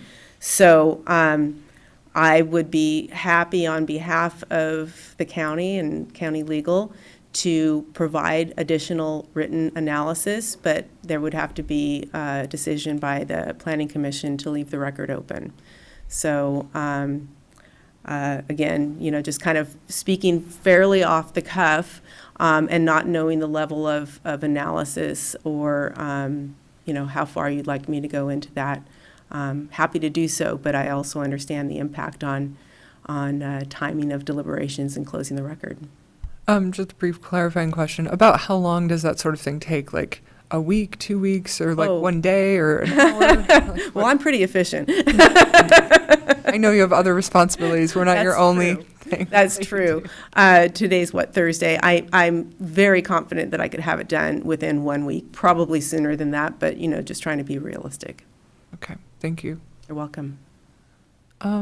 Are there other questions? Oh, I see Commissioner Altman has her Zoom hand raised for ask a question to Stephanie Marshall. Thank you, Chair, and thank you, Stephanie. I had a question about Adam Smith's comment. I don't remember exactly what it was, but something about actually directing you, Stephanie, to inform the Planning Commission about their personal liabilities in this matter, or probably on any decision we make. So that's sort of part A. And then part B is essentially our job is to make a recommendation to the Board of County Commissioners, and ultimately the final decision is up to them. So considering personal liability and final decision making isn't ours to make, could you talk about that? Yes, and I'm so glad you said that, because that was actually the thought that was going through my head as I walked up to the table, which is the Planning Commission is not making the decision. It's making a recommendation to the Board of County Commissioners, who will make the decision.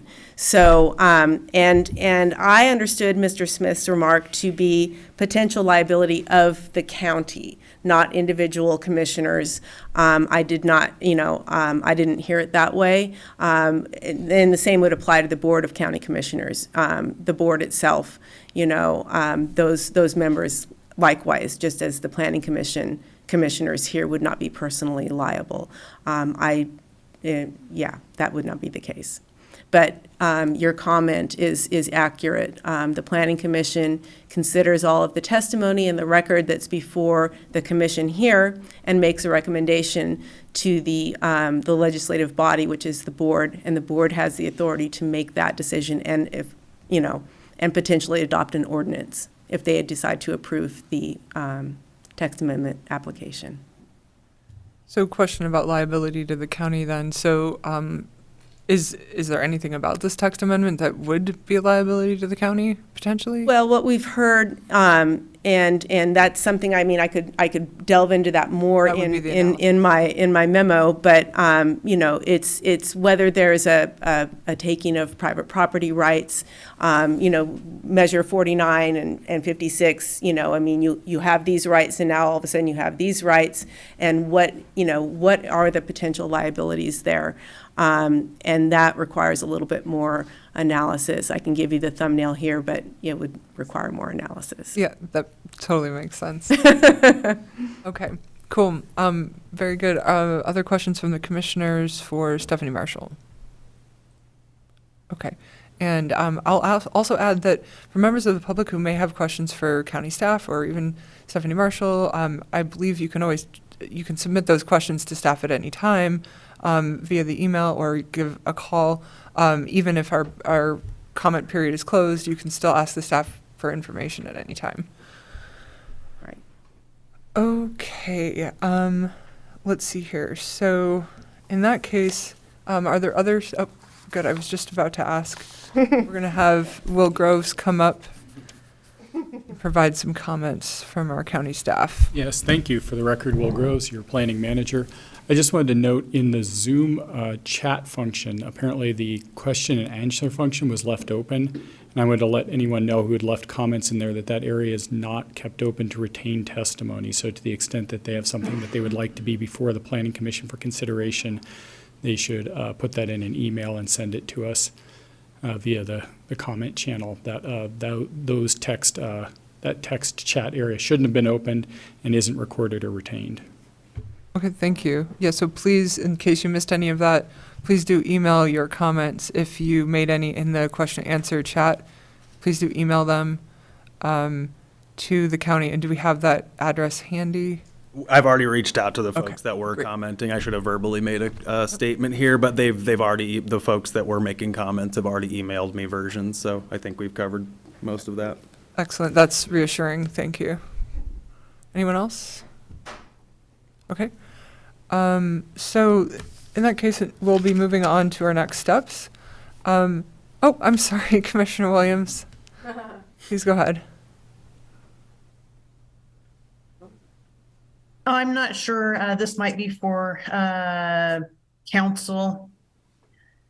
And I'm not fully informed of all the law, but the one individual had said that Measure 49 claims would not be cheap. And I want to, for my clarity, confirm that right now, the property or contiguous lots have to be a minimum of 160 acres in order to apply for the actual application to develop a resort. I could probably take that one. Yeah, just the minimum. That's one parameter, Commissioner Williams, of what the approvable criteria are for a destination resort is that minimum acreage of 160, but there are multiple other approval criteria. The mapping attachment I've provided is a very general reference to show where some of these larger 160 plus acre contiguous parcels may be located as compared to the hundreds and hundreds of very small, scattered, isolated destination resort zoned properties. That's the purpose of that map, essentially. But that's Okay. just to answer your question. It's only one parameter of what the approval criteria would be. Alrighty, thank you. Stephanie Marshall, I can chime in too. I don't know if your question also had to do with the very expensive aspect of the question there, or the comment that was posed. Generally speaking, to a person successfully challenging this for a loss of property value or a diminution in property value, there's quite a bit. I mean, that would have to be established before a county is, adjudged to owe that person money. I'm not saying that it's insurmountable. I'm just saying that there is more to it than just I lost the ability to have a housing component in a destination resort on my property. But again, I think I mentioned that I will be addressing that a bit more in a memo if the record is left open. Okay, great. Madam Chair? Yes, please, Yeah, Commissioner. I would have a follow-up question for Yeah. county or council. Yes. Since Measure 56 notices were sent out, there's an anticipation by the county that Measure 49 could apply, I'm assuming. Is that correct? It's required because it could affect property value, correct? Right. Yes. And it was mentioned by, I think, the applicant that, or contention was, is that Measure 49 would not apply. I heard that. Is it your opinion that Measure 49 could apply to these parcels? Off the top of my head, it is my contention that it could apply. But again, you know, I'd like to pinpoint that or drill down on that a bit more. You know, that was actually a question earlier in the process as to whether Measure 56 notices were required to be sent out, because technically they're required when your property is rezoned. But in the abundance of caution, because of the potential effect on properties, Measure 56 notices were sent out. Because it is, you know, and I don't want to take a position one way or the other on the application, but that there could be an impact. Okay. Yeah. All right, so our next steps, we have an option here. We can continue the hearing to a date certain, we can close the hearing and leave the written record open to a date certain, or we can close the hearing and commence deliberations. However, at the last meeting, just as a review for everyone and also members of the public, we did actually agree, passed a motion to set deliberations for March 23rd, which will be our next meeting. And I will just add, I think it'll be all right to have a very brief, non-deliberative discussion of our calendar before we hear a motion. Even with deliberation set for March 23rd, I do believe, unless I'm mistaken, that there is an opportunity to leave the written record open if the commission would like to do that, because staff would just need it to be closed within a week of our, like we could leave it open for a week or less, I believe, because that would still give you a week. Yeah. You could still, yeah, if you had everything in there, you could still send it out to us on Thursday. Correct, Like at the normal time. I think if we were aiming for a continued written record open, I think that a short one would kind of behoove us just for scheduling, yeah. Yeah, it seems like the commission probably will have the option of either changing the date that we already set for deliberations and messing with the calendar, in which case if people are interested in that, we need to talk about the calendar first before we get a motion on the floor. But if we're going to keep the 23rd as our deliberation date, then we probably, our options are probably limited to closing the oral hearing, leaving the written record open until next Thursday, or shorter if people wanted to recommend that, or close the hearing and commence deliberations right now, which I'm personally just going to say I don't recommend because we have another agenda item. But I think those are the options.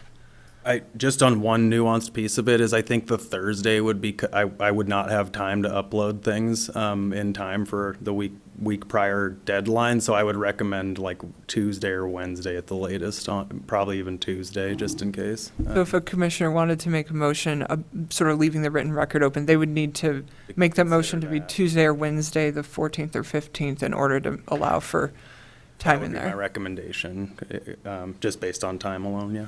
Okay. Would that allow county council to compile the It would. We would come up with some conclusions? It would just shuffle my desk around a bit. Yes. Yeah, I could definitely make that happen. Okay. So there's some information for you, commissioners, as you begin to think about making a motion regarding what to do with the record at this time. I would move to close the oral hearing, leave the written open until 5 p.m. Tuesday, March 14th, and commence deliberations on Thursday, March 23rd, our next meeting. Is there a second to that motion? I'll second. Okay, so it's been moved and seconded that we close the oral hearing and leave the written record open until 5 p.m. on Tuesday, March 14th, and that we commence deliberations on March 23rd. Commissioner Williams, you're the maker of the motion. Would you like to say why you made this motion?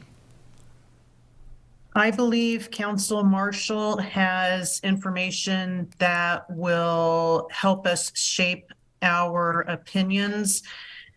And Tarek, I know, has received multiple emails. I actually read about 233 of them through Tuesday. I have quite a few more to go through, and I believe getting the information from Council Marshall will be beneficial to this public hearing. Okay, great. Are there other deliberations in favor or in opposition to the motion? Oh, there's just so few of us. Okay, great. Then we will go ahead and commence to vote. Commissioner Williams, how do you vote? Yes. Commissioner, oh, and sorry, I'll state the motion. Close the oral record, leave the written record open until 5 p.m. on March 14th, and commence deliberations on March 23rd. Commissioner Altman, how do you vote? Aye. Commissioner Cyrus? Aye. I will also vote yes, so that is a unanimous decision to, again, close the oral testimony, leave the written record open until 5 p.m. on March 14th, and commence deliberations on March 23rd. All right, so we'll now move on to our next item. So for members of the public who are still with us, thank you for still being here. Thank you for your time, Commissioners. You're welcome to stay through the next item if you would like. In terms of public participation, what we'll be doing is we will be hearing from Nicole Mardell, a presentation about the comprehensive plan update.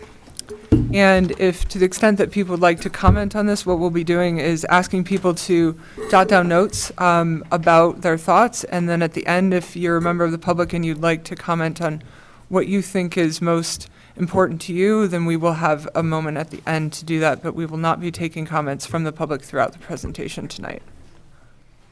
Thanks, everyone, for being here. We appreciate it.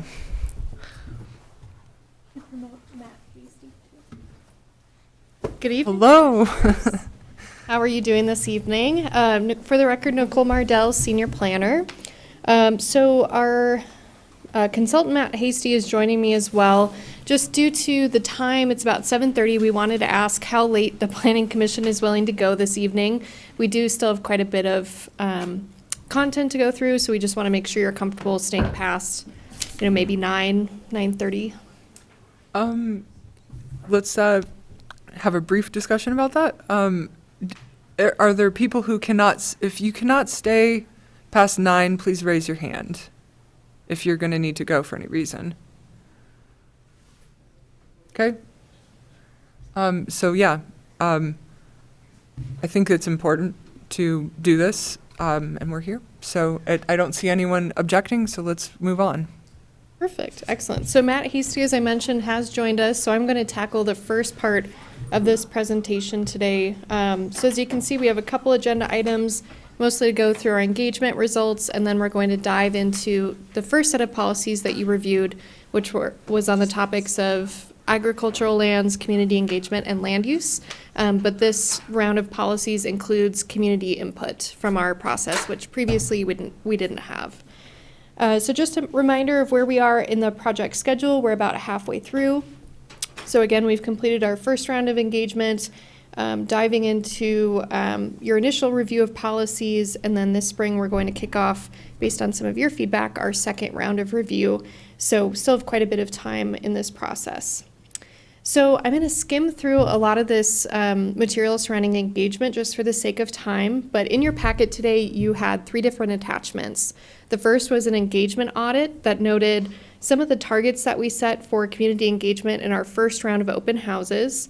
So this is a sampling of a table from that engagement audit. It showed what our target was and kind of the status and whether or not we've met our goal with the first round of open houses.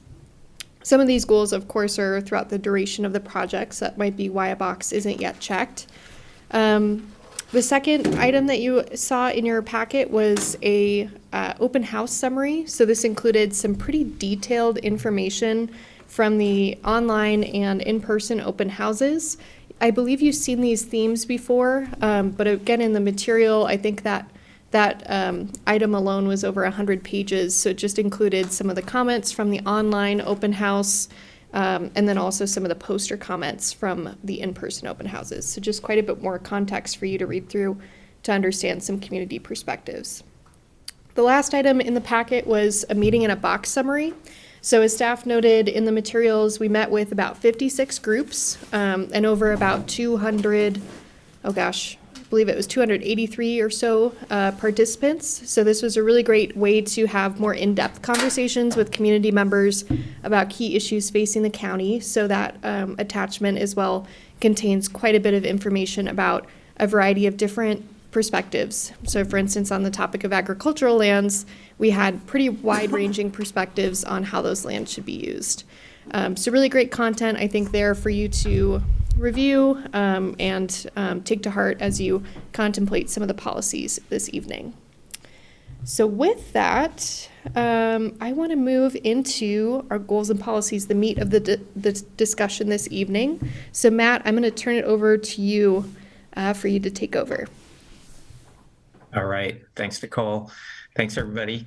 Glad to see you tonight on the screen. So we are going to walk through the policies related to the community engagement goals, the community engagement land use, and agricultural resources goals. And in the PowerPoint, we just kind of show you what the goals are, and then we'll walk through the policies. We're not going to try to focus on every policy, but in the document we sent you, we highlighted policies where we have recommended some changes or additions based on either the conversation we had with you all when you first took a look at these policies, or in a lot of cases, new policies, or in some cases, a few tweaks based on feedback we heard during that first round of community meetings. So that's kind of what we're going to focus on. Similar to the last couple of meetings we had with you, I think I'll kind of run through some, like a goal at a time, and then see if you have comments on any of those or additional direction in terms of more changes we might make to those.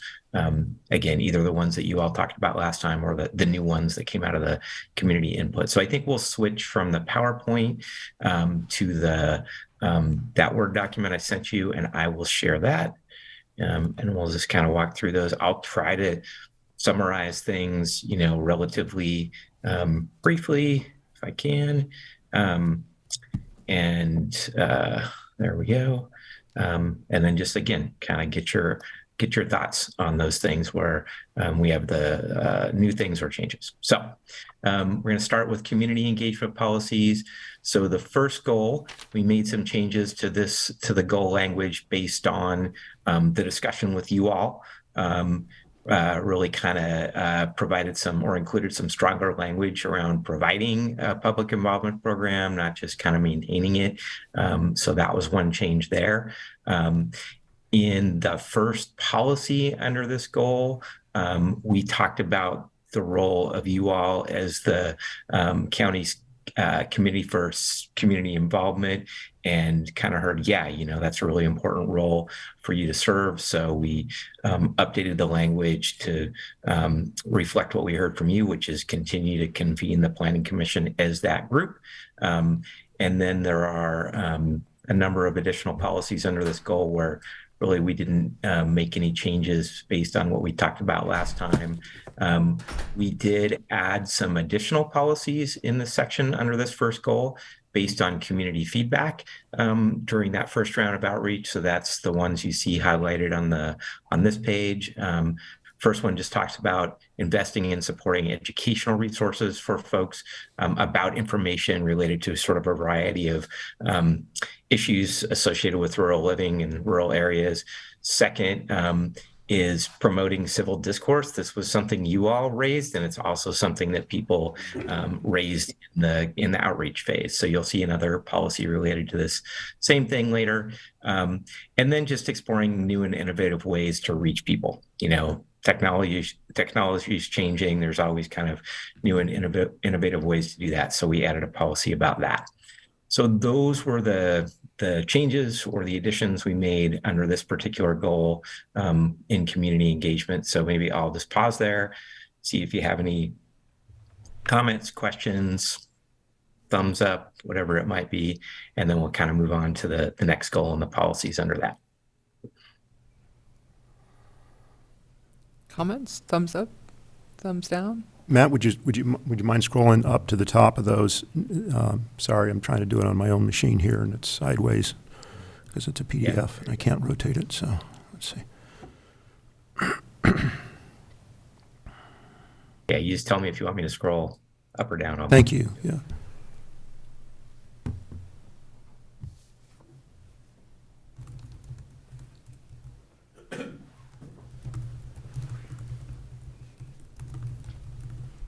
I can scroll down as far as I'm concerned a little bit, Matt. Okay. To the next page. Thank you. These are all kind of the same on this Right. page. Yeah. The highlighted ones. There you go. On the next page were the ones we added related to community feedback that I mentioned a second ago.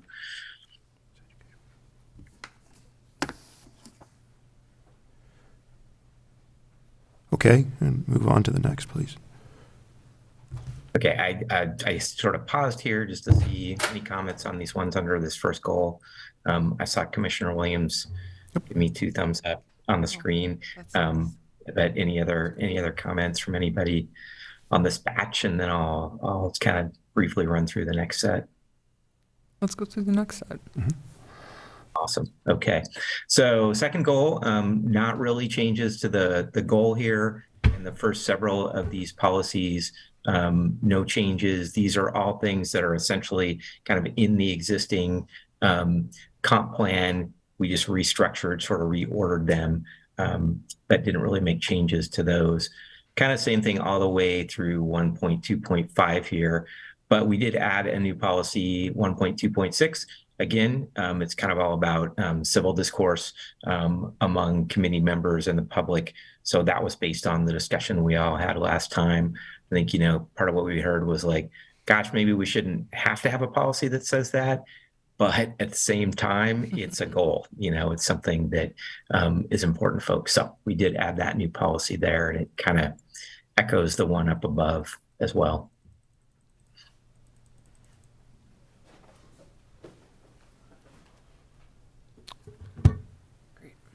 Yeah, so any thoughts on those? And after that, we'll go. I'm happy we added it. I thought about it later, and I was like, no, it just really needs to be in there. Yeah. So glad to see that. Anyone else? Looks good. All right, you guys are cruising right along. So next ones are related to land use. So again, I'll take it kind of a goal and policies under that at a time. So the first one, we made some wording changes. We kind of swapped out the phrase objective evaluation of facts with substantial evidence and a balancing of community needs based on the conversation that we had with you all last time. Under the first, so that's the overall goal 1 here. The first policy listed, we updated kind of down below to address, again, some of what we heard from you.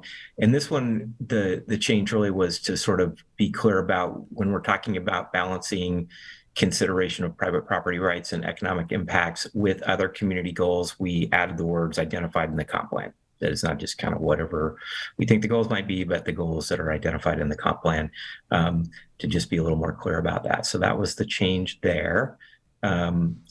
Most of these other ones in this section, it doesn't look like we made any changes to. When we get down a little further here, we added a policy based on community input that talks about exploring methods to integrate natural resource consumption and distribution of growth into planning projects. So thinking about how those things impact planning projects. So that's a new one. So basically one change up above related to comp plan goals, and then this new policy based on some of the community input we heard. Matt, what is that? What is that, the 2.1.4? That was a head scratcher for me in reviewing this packet. What does that mean? That's a good question. So again, this is something that came out of the community input we got. Right. Tossing out there. Since I don't think we actually wrote it, so it's a little hard to say for sure what the intent was. I'm gonna, sorry, Nicole, put you on the spot and see if you have any additional thoughts on that one. I think, but if we're not totally sure and you're not totally sure, it probably needs some work, I guess would be the first thing I'd say. But yeah, Nicole, any thoughts from you? Yeah, absolutely. So this came from some of our community feedback about concerns about natural resources like water, food supply, also interaction between humans and wildlife. So essentially there was a lot of discussion about, is there a way to incorporate carrying capacity or just something about natural resources and our availability of I guess I'll focus on water as the county continues to grow. So this was kind of our attempt at kind of integrating that community message into this plan. But that's why we're here. If it's unclear or confusing, we welcome any suggestions or feedback, or if it's unnecessary, we could certainly remove it as well. I really appreciate the intent. Thank you. And actually, now that you explain it to me, it kind of sinks into my hard head. So, yeah.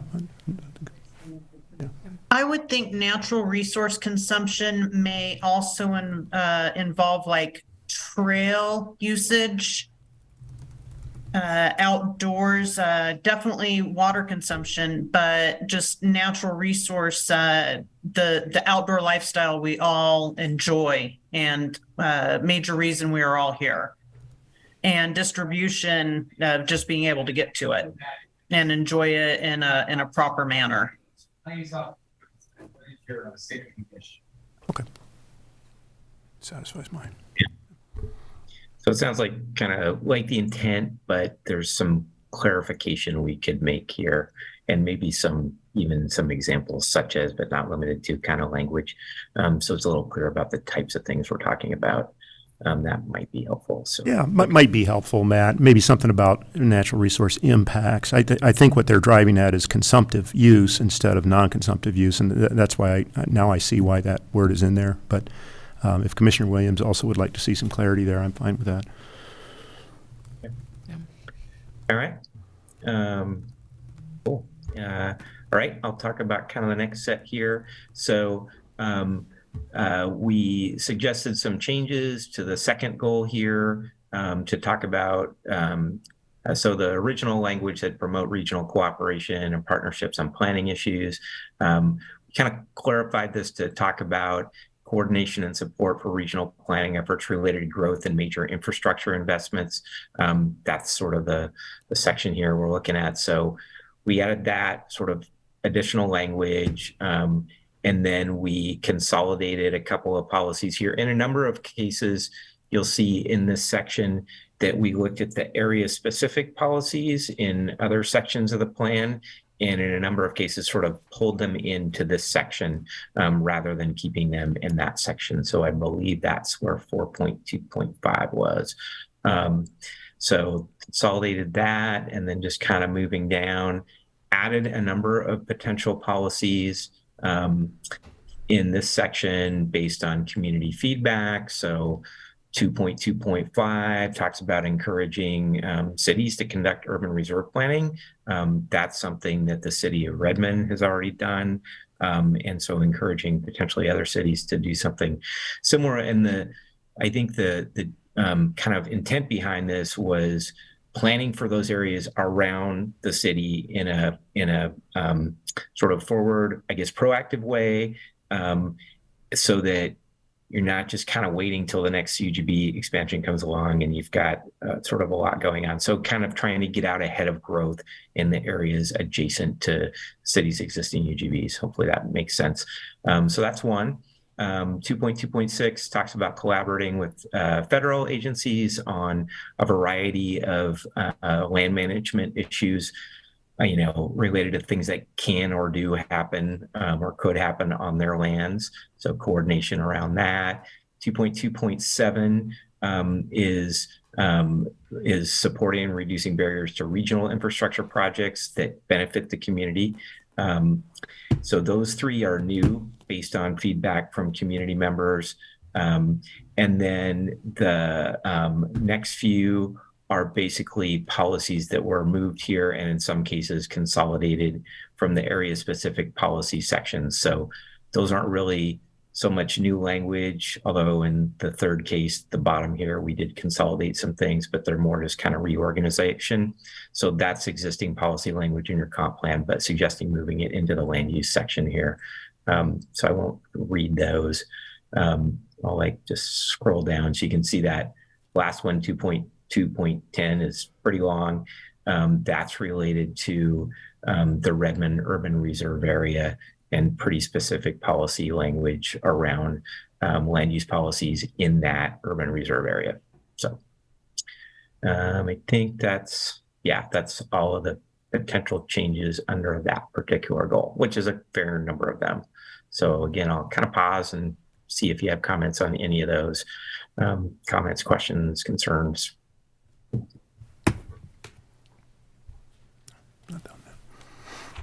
Give us a second. Yep, no worries. And tell me if you want me to scroll up or down to any of them.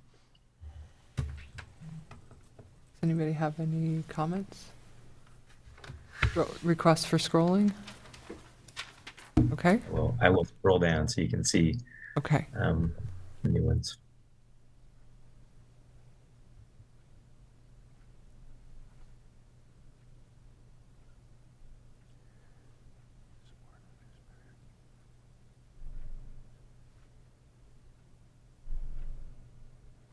Curious how my colleagues feel about 2.2.7, support and reduce barriers to regional infrastructure projects with community benefit. Sounds good. Just wondering if there's any downside to that. Any potential risk there, or are we okay with that? I mean, it kind of depends on what the infrastructure projects are, right? I mean, Producing spices makes food more flavorful. You the producers that's the spiciness and the original report. I don't know where that's coming from. I don't either. It's not my house. The only other person in my house is not a person, but a dog laying under my feet. He's not talking. I don't know. Anyway, no big. Well, how do we determine a community benefit? Yeah. I mean, it's all pretty vague, but it does sound good. But it just depends on what the project is. And I guess that would be visited at that time. Like if a project came forward, it would be, I'll let you, I think I know what you're going to say. Certainly, yeah. So maybe benefits and impacts, or, like this talks about community benefits, but it doesn't say much about what the potential adverse impacts of such a project might be. So that was my thought when y'all started talking and I was reading it again. So. It could benefit one part of a community and detriment another part of a community. Yep. Certainly. So I think maybe it would be helpful to share kind of the thinking behind the policy. So essentially this was targeted at, say, like a regional road project that crosses through a variety of jurisdictions. It might go from City of Bend to Deschutes County. It might be something like a irrigation canal piping project. It might be something like a wastewater facility for a city that's on county land. We have several of our cities are in that situation. So I think that was our thinking, is just to promote kind of regional infrastructure in partnership with cities or other agencies. But I'm curious if maybe removing with community benefit might reduce some of the uncertainty around it, or maybe listing some projects might be helpful. Respectfully, Nicole, actually, the community benefit part of it is the part that I'm most comfortable with. Oh. It's just sort of, regional infrastructure projects. That can mean a lot of different things. And saying that we want to just reduce barriers to that, I'm not sure that I want to reduce all regulatory barriers to all infrastructure projects. A lot of those regulatory barriers, which a lot of them that you implement as county planners, are good barriers to have, good processes to have. So. It's not so much the community benefit part of that, but just that seems pretty broad to me.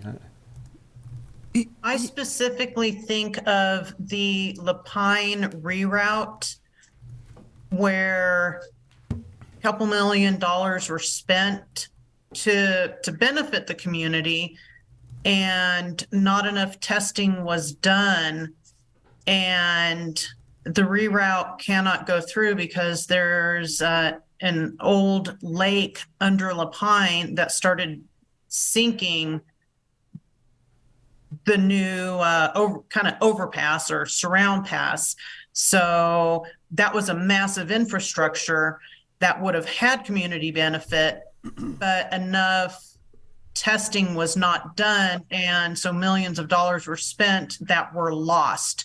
And La Pine now has half of a not an overpass, but I guess we'll call it a surround pass that just sits in the dust and is growing weeds.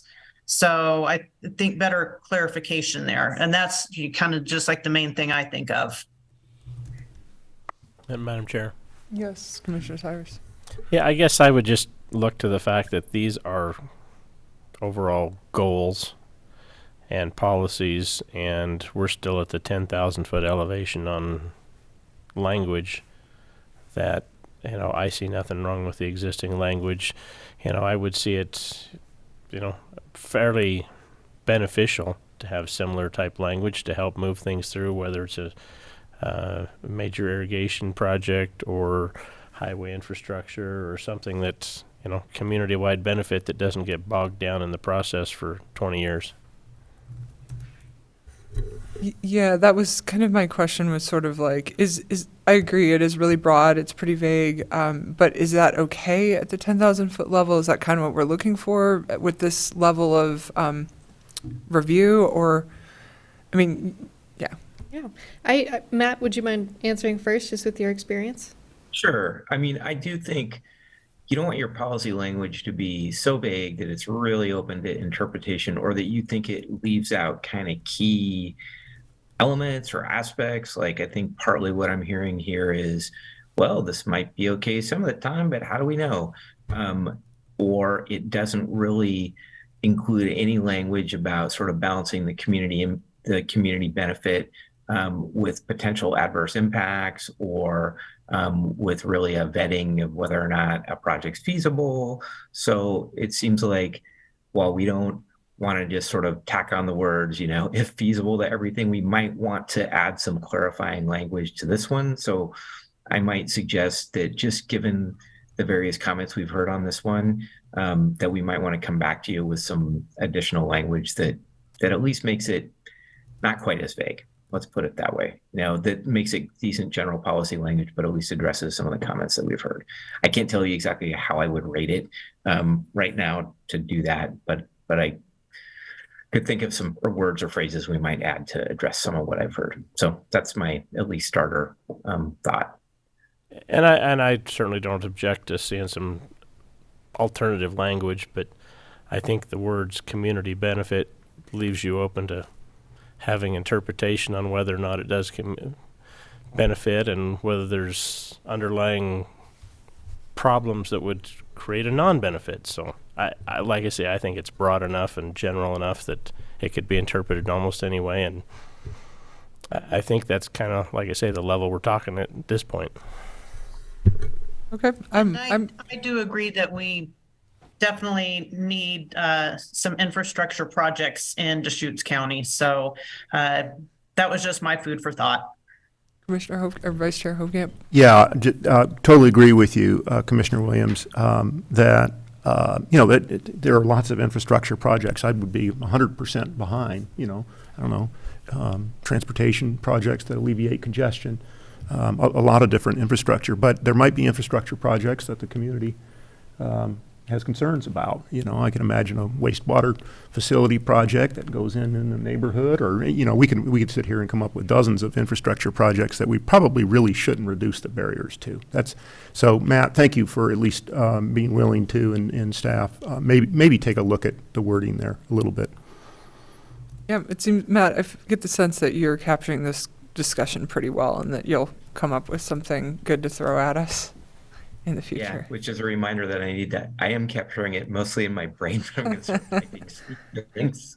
So thank you. So yes. And Nicole, did you have anything to add? I know you said, Matt, go ahead and sort of start us off, but No, I think Anything you wanted to say? I think that's great. I think options are helpful, so we'll come back with some. Cool. Okay.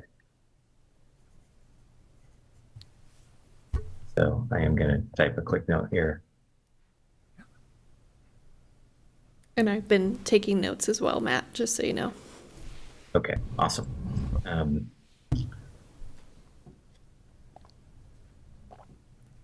Okay, cool. Anything else on any of these? I'm kind of assuming that the rest of them that we mentioned here sounded okay, just because you didn't raise issues, but I don't want to assume that without, before we move on, I guess.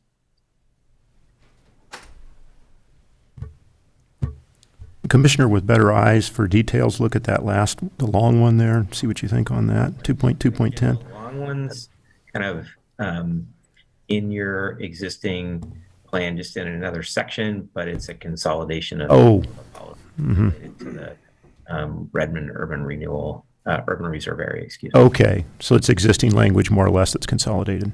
Okay. Yeah, exactly. It's moved and consolidated from 3 separate policies.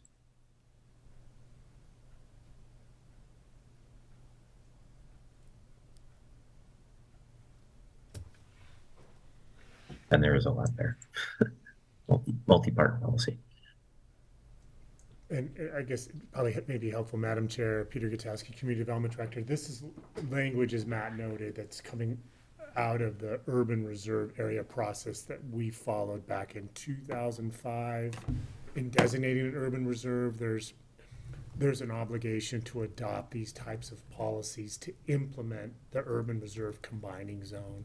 So why it is a little verbose and more detailed than your last policy we're talking about, it was done intentionally to comply with an administrative rule that governs how urban reserves function upon implementation. So these policies speak to a combining zone and a transportation system plan map that designates right-of-way corridors, future right-of-way corridors in Greater Redmond for protection. So you will see that periodically, I suspect, as those existing policies carry over in a new structure based on the input from Nicole and the consultant. So just that idea. Yeah. Okay. Yeah. Yeah, it's pretty tied. Again, it's tied to how that land is managed, given that it's in Redmond's urban reserve area, but it's still in the county, right? So it's still got county zoning and county land use management. All right, I'm gonna keep going unless I see a hand come up or somebody, make any comments on any of the other ones under that goal. Move down to goal 3. So no changes to the overall goal language there. Actually, and no changes to the policy language there. I think when we talked about those, people thought they were generally okay. We did add a new goal and a couple of policies based on input from the community engagement phase. So goal 4 is new compared to what you saw last time. It talks about removing barriers to land use application and development review processes. And it's got 2 policies. The first one talks about providing trainers to planners and decision makers on rural lifestyles and experiences of folks who live in rural areas. And then the second is explore measures to reduce development costs for agriculture and houselessness related projects, including fee reductions, expedited land use applications, and cost of legal representation. So those were some thoughts that were expressed again in the community meetings and meetings in a box activities, and we rolled into some potential new goal and policy language.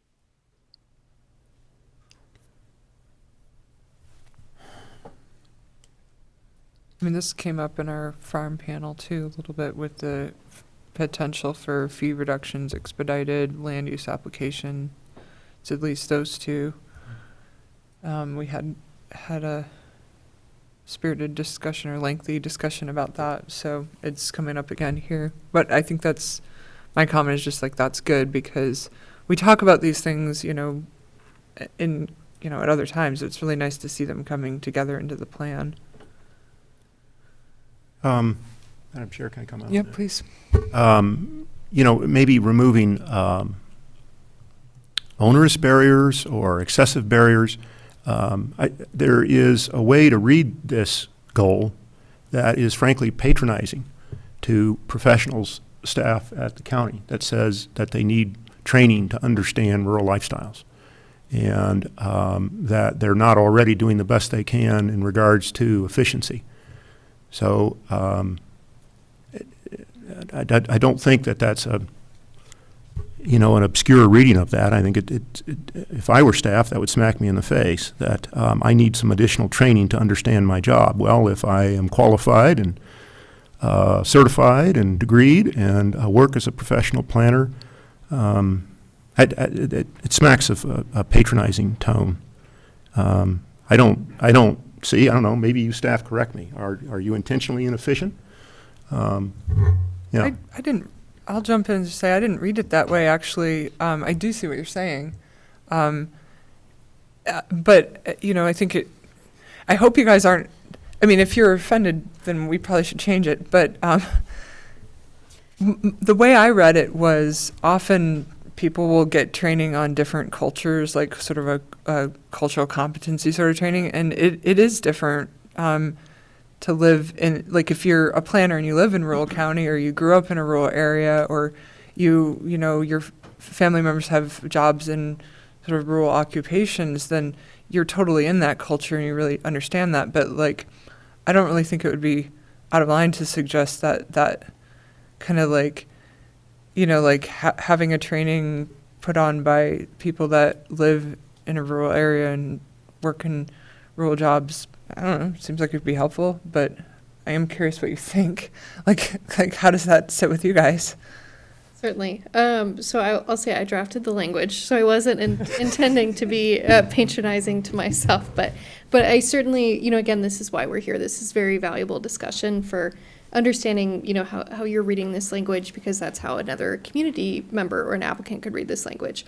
So the context in which we drafted this policy for was we heard from a variety of groups, hey, there's a lot that goes on in rural lifestyles. If you're engaged in farming activities, if you live, adjacent to BLM land, if you are in a wildlife habitat corridor, there's a lot of different experiences that a rural community member might have, and not all of that is provided in school for a planner.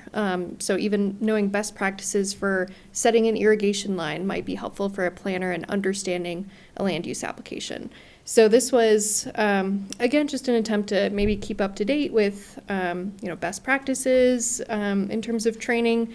But I think, again, we welcome any language or changes, or we could explore some additional policy language options. Madam Chair. Mr. Cyrus. Yeah, I'd kind of agree with that.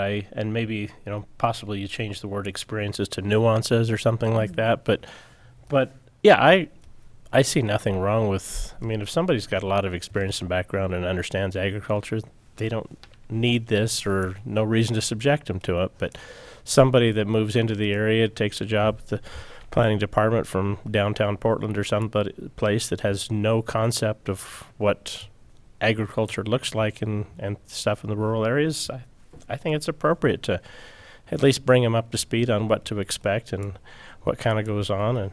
And back up on under the goal the goal 4 at the top, instead of maybe remove barriers, you might do minimize or reduce.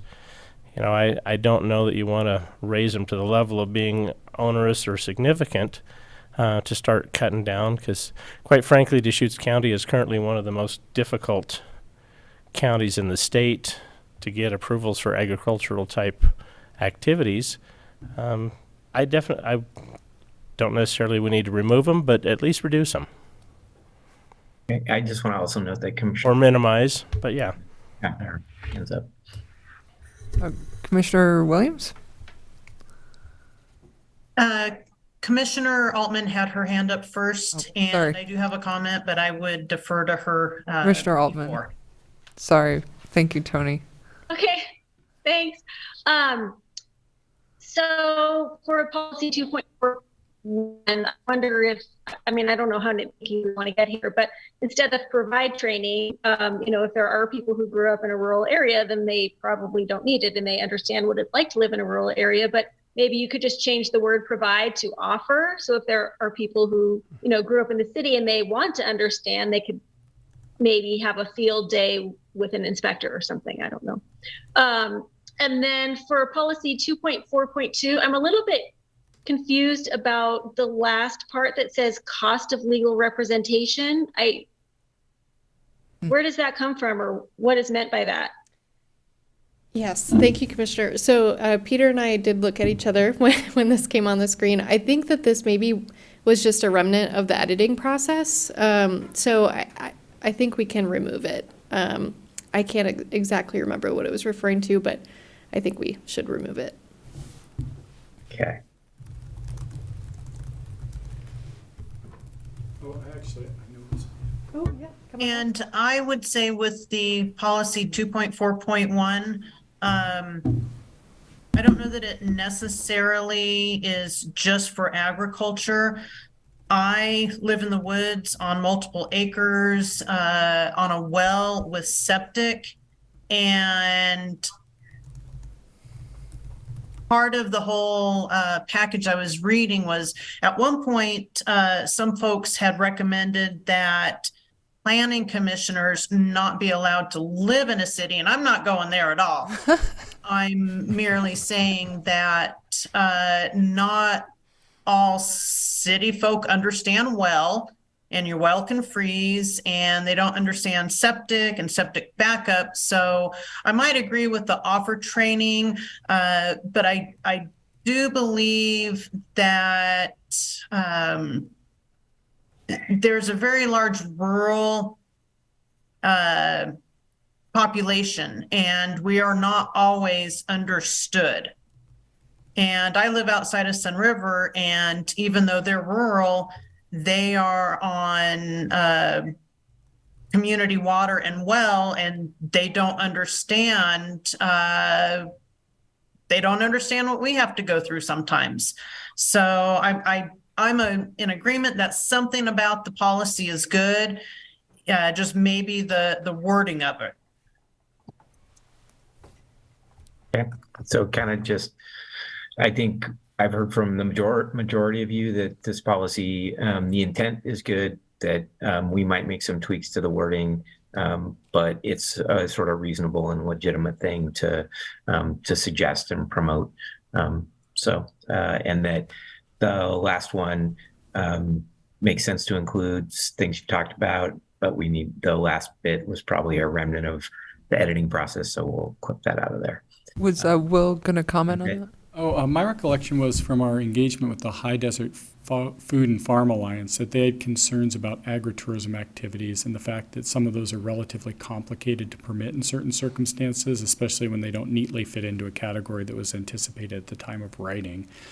And so consequently, people looking to establish supportive activities on agricultural lands which are not farm activities exactly, that some of them had been dismayed by the need to seek out professional help in making those applications, and were concerned about the cost of either private representation or consultants in trying to achieve a permit in that case. So I think that's what that's left over from. But maybe that could be reworded in a way that was clear to everyone at the outset. Maybe Stephanie could do it for them. Just kidding. Can I ask one more? Yeah, please. Vice Chair Hokamp. Matt, you ready for another comment? Yeah. I guess I'm in a querulous mood. I'm sorry, it's the late hour. I respect my colleagues' comments, and a lot of good there. However, and I know that we're not reviewing the natural resources section tonight, that I think was a previous packet that we looked at, but I would propose a policy under an appropriate goal that says that we offer training to planners and decision makers on natural resources, forests and wildlife, and impacts of policy on affected ecological health of land on lands and water. If we're going to be offering different kinds of training to willing staff, I'll bet there would be some that would be interested not just in rural lifestyles and experiences of rural community members, but similar training in regards to natural resources, forests, and wildlife. Okay. Thank you. Noted that, and we can look at that section. We talked about that section last time around, but yeah, can always go back and look at some additional language there. Thanks, Matt. All right. Anything else on this one before I move on? Sounds like got some changes to make, but at least reasonable additions generally. All right. Warming so up into our discussion mode. I like it. Getting some good comments in. Yeah. So we're now in the agricultural lands policies. So the first one, we had some discussion about this last time, and really kind of the specific wording where it says agricultural industry. We've suggested revising that to sort of focus on, and part of it used to say preserve and maintain agricultural lands and the agricultural industry. Again, I've reworded this to talk about operations, uses, and the agricultural economy to try to, I think, industry means different things to different people. And we had a fair bit of discussion and back and forth on this one. And so we try to kind of broaden this a little bit so that we're talking about the land, operations of agricultural, operations, uses of the land, and also the economy, So hopefully that makes sense and kind of balances the different comments that we heard from y'all related to this goal language, but that was the change there. And then we've got several sort of, we'll call them policy, well, they are called policy options based on feedback and discussion during the engagement process. So these are options, although it's possible that more than one of them could be, a couple of them are a little different from each other, and then one maybe could be in there along with the option C is kind of already there. So the first two options, option A, policy 313, support residential development on farmlands with poor soils and low productivity through new comprehensive plan and zoning designations or other means as appropriate. It kind of addresses people's concerns about the designation of those lands for exclusive farm use rather than something else. Option B says support preservation of open space on farmlands with poor soils and low productivity. The rest of the language is the same. So it's sort of the first one is talking about supporting residential development in those areas. The second one's talking about supporting preservation of open space in those areas. And then option C says allow comp plan and zoning map amendments, including for some of those same types of lands consistent with state statutes and the comp plan. And that's existing language. So that language is already in the comp plan. So I think we're sort of trying to capture here some different comments and opinions we heard during the outreach process, craft some language that might address those and see what you think about them. So stop talking and see what you think about it. Madam Chair. From the information that Nicole compiled, and it was awesome, Nicole, you did a great job with all of that.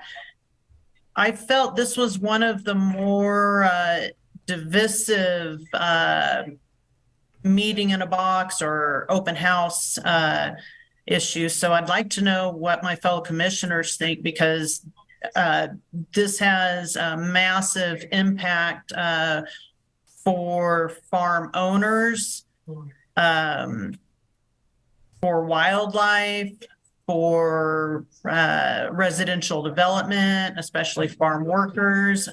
I think this is one of the big decisions that could be made. So, Nicole, you were about to say something. Let's hear from Nicole first, and then I'm sure we'll all have something to say on this topic. So Commissioner Williams gave me a great intro. So I did want to reference that meeting in a box summary. So I wanted to provide some additional context throughout my conversations, specifically in the meeting in a box format. a lot of folks brought up this concept of something called a high desert zone, but the interpretation of what that zone would do varied based on who you're talking to. So if a variety of folks said, hey, I want a high desert zone, it should be a little bit easier to get a home on it. Maybe it's a slightly larger acreage than MUA 10 or RR 10, but it's a little bit easier than EFU to build a residence. Others interpreted high desert zone as being something that was focused more on stewardship and open space. So keeping larger tracts of land for views or open space or wildlife, but removing things like irrigation rights from that land if it had poor soils and poor productivity. And then in the third category, there were some folks that said we should keep going with the status quo. If people want to rezone and they can, meet the burden of proof, let them do it. But otherwise, we should hold up the existing regulations that we have today and, essentially maintain the status quo. So that was just what I wanted to add for your consideration. So just like a quick clarification, I'm just confused about this one because, are A and B consistent with state statute, or are we saying, are we like just saying this would be like super fun if we could do this, but we really can't? So I would say, the way that we worded the language, so we're trying to address the topic of a high desert zone, but you see it's not specifically listed here. So the way that we worded this was to, based on kind of the choose your own adventure format, supporting that kind of use on poor, we'll call them poor productivity, EFU lands, through either exploring a new comp plan zoning designation or another method.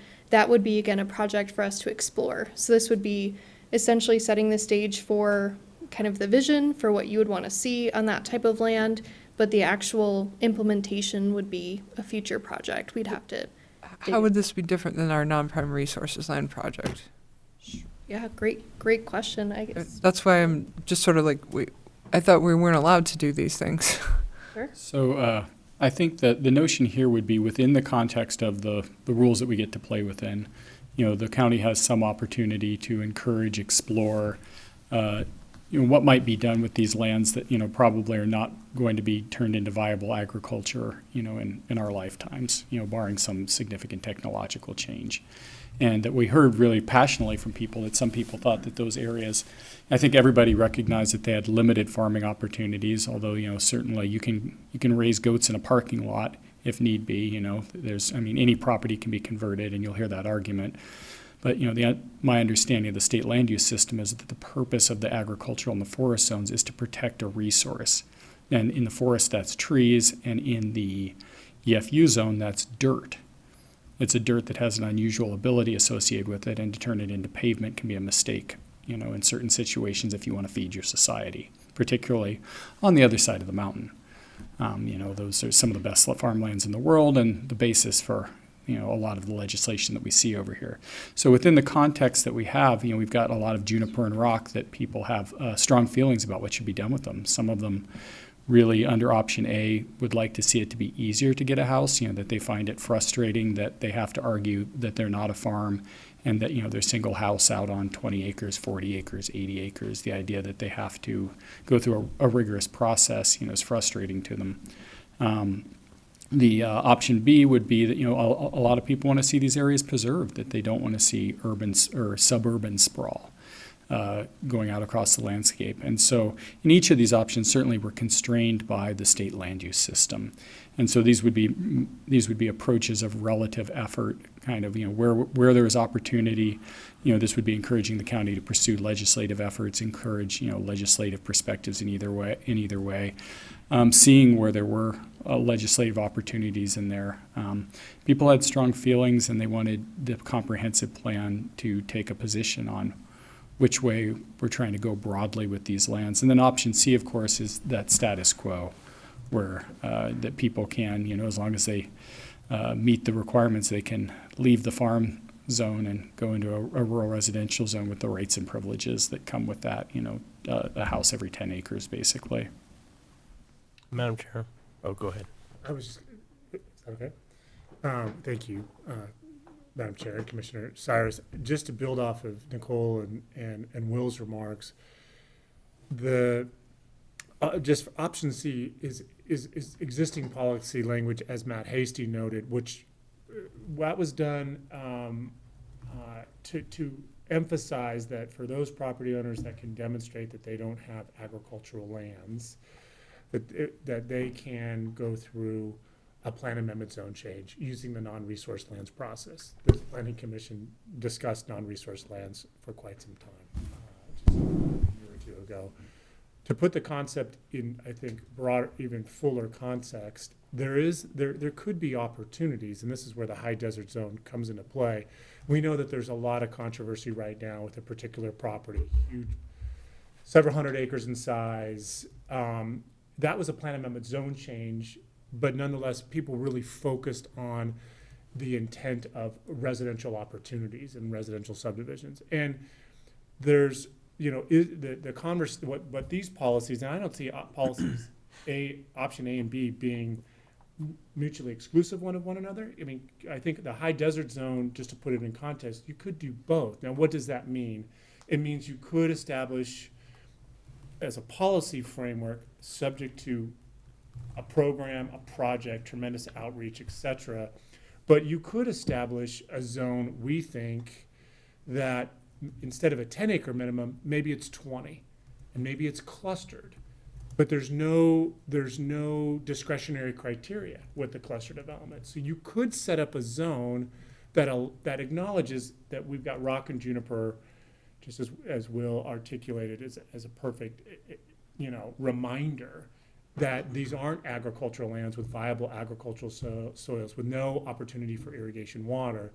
Is it worth establishing a process?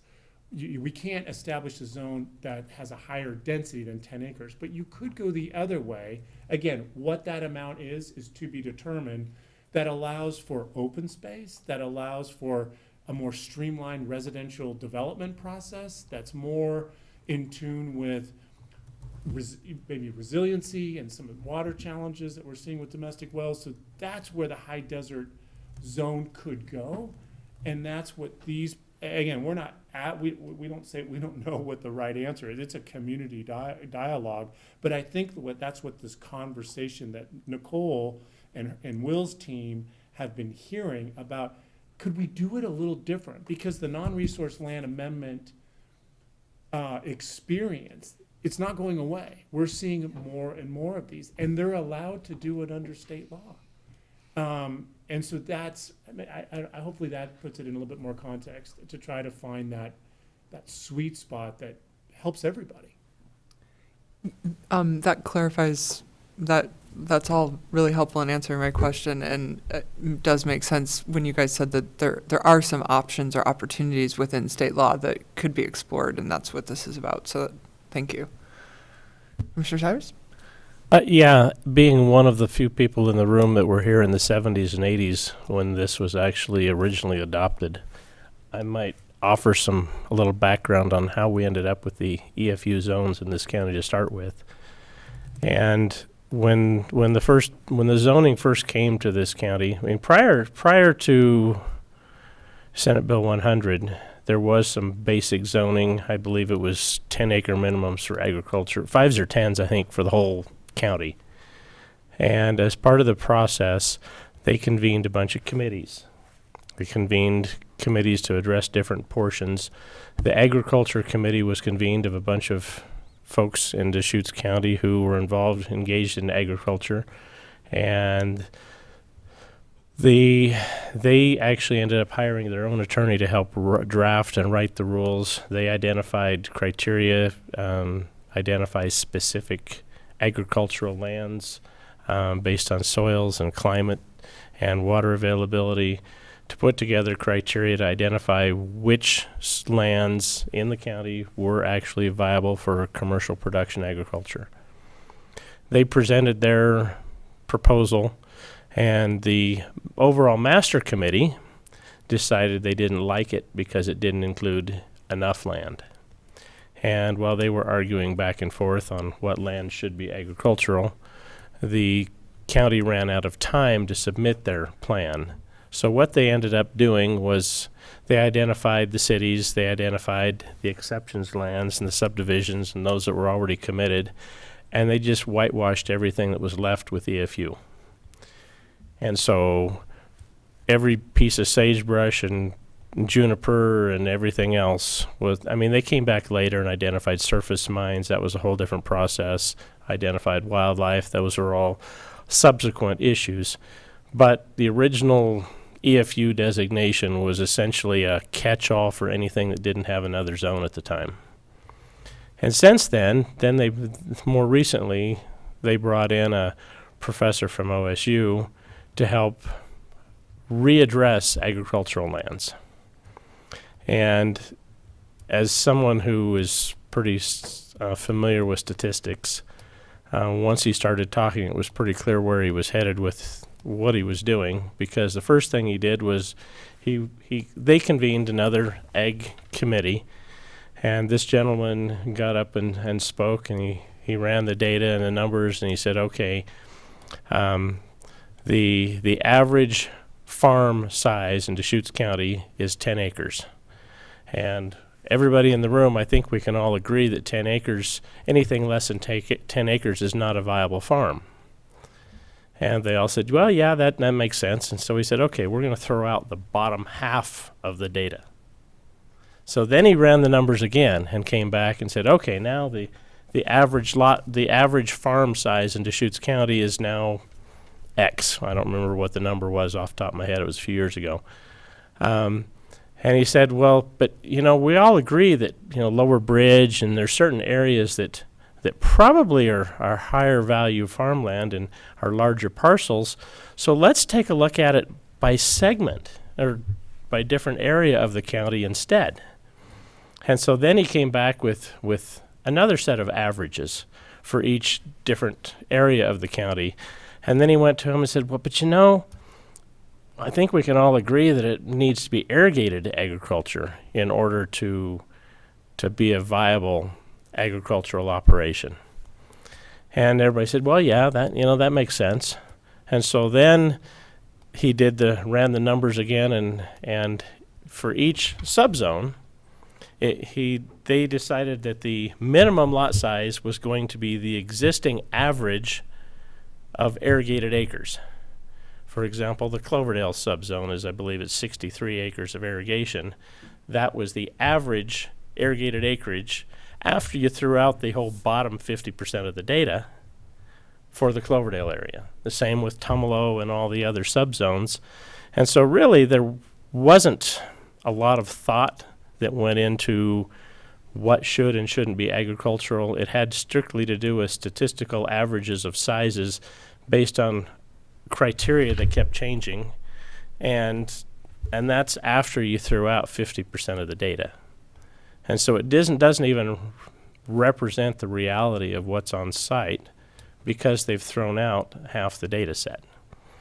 And so I certainly agree that we need to address lands that are not, have not, and never will be agricultural. And we've got a housing shortage right now. There's no reason that those areas shouldn't be built on in order to take the pressure off places that are legitimately agricultural lands. I mean, quite frankly, if you really believed in preserving ag land in the state, you'd shut off development in the valley and put everybody on this side of the mountain. I mean, they do have the best lands in the world in the Willamette Valley. And based on our current land use system that requires cities to continue to grow, eventually it all will be developed unless Senate Bill 100 is changed. But in the meantime, in Deschutes County, I mean, the property that was being referred to that just got rezoned will not ever be agricultural land, and quite frankly, has a better chance of producing agricultural crops as 10-acre parcels than it ever was as a large parcel. And so I certainly support the proposal in option A. I think it makes sense, and there's language in there that talks about soil types or poor soils, which that's soils and climate are what allows agriculture to survive in Central Oregon. Let's hear from Commissioner Williams. She's had her Zoom hand quietly raised. I appreciate Commissioner Cyrus' information and feedback. just a generalized question I would have. If we went with option A, can I assume that that would stimulate additional tax dollars on property? Can I infer on option B that there would be a tax deferment? And maybe I saw here might be possible to do both A and B so that we could do a hybrid. So we're generating additional tax dollars that might get washed against tax deferment, but farms already are on a tax deferment. So can it be deferred anymore? So those are my questions. Can we defer any more taxes if we support preservation of open space? And will we generate more tax dollars with option A? I think I can weigh in on a little bit of that. In option A, certainly, so there are properties, properties are put in farm tax deferral under a assessment scheme where they're basically taxes are not charged against those properties unless and until they come out of agricultural use. And I think some of those properties, in my experience, have relatively low agricultural value but meet the minimum threshold for the tax to receive that tax status. So with some regularity, you'll see properties that come in for the non-farm dwellings. That's a dwelling type in a farm zone where you come in and you say, hey, this property will never be a farm. And one of the things the assessor says in response to that under the statute, they said, wow, that's good to know. It's time for you to pay your taxes. And so as part of getting that dwelling, you have to pay 10 years of back taxes under the notion that, that those farm taxes are misallocated previously. So to the extent that properties come out of a farm status or afforded a dwelling, typically under the statutory scheme, they come back to full tax rate, that, that they're no longer receiving those preferential taxes to encourage and protect farming. Yeah, Madam Chair. Commissioner Cyrus. Yeah, I would just like to follow up. I think even option A could be expanded to encourage doing something with, or at least removing the EFU and farm deferral for some of the smallest EFU parcels. You've got 1s, 2s, 5-acre parcels that, according to the last EFU study we did, are obviously not agricultural in nature. Maybe the individuals with those shouldn't be farming the tax structure.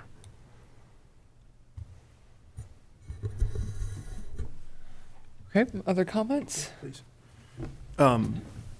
Intrigued by your notion, Peter, and it's not the first time I've heard of it, of a zone or even a goal that focuses on high desert.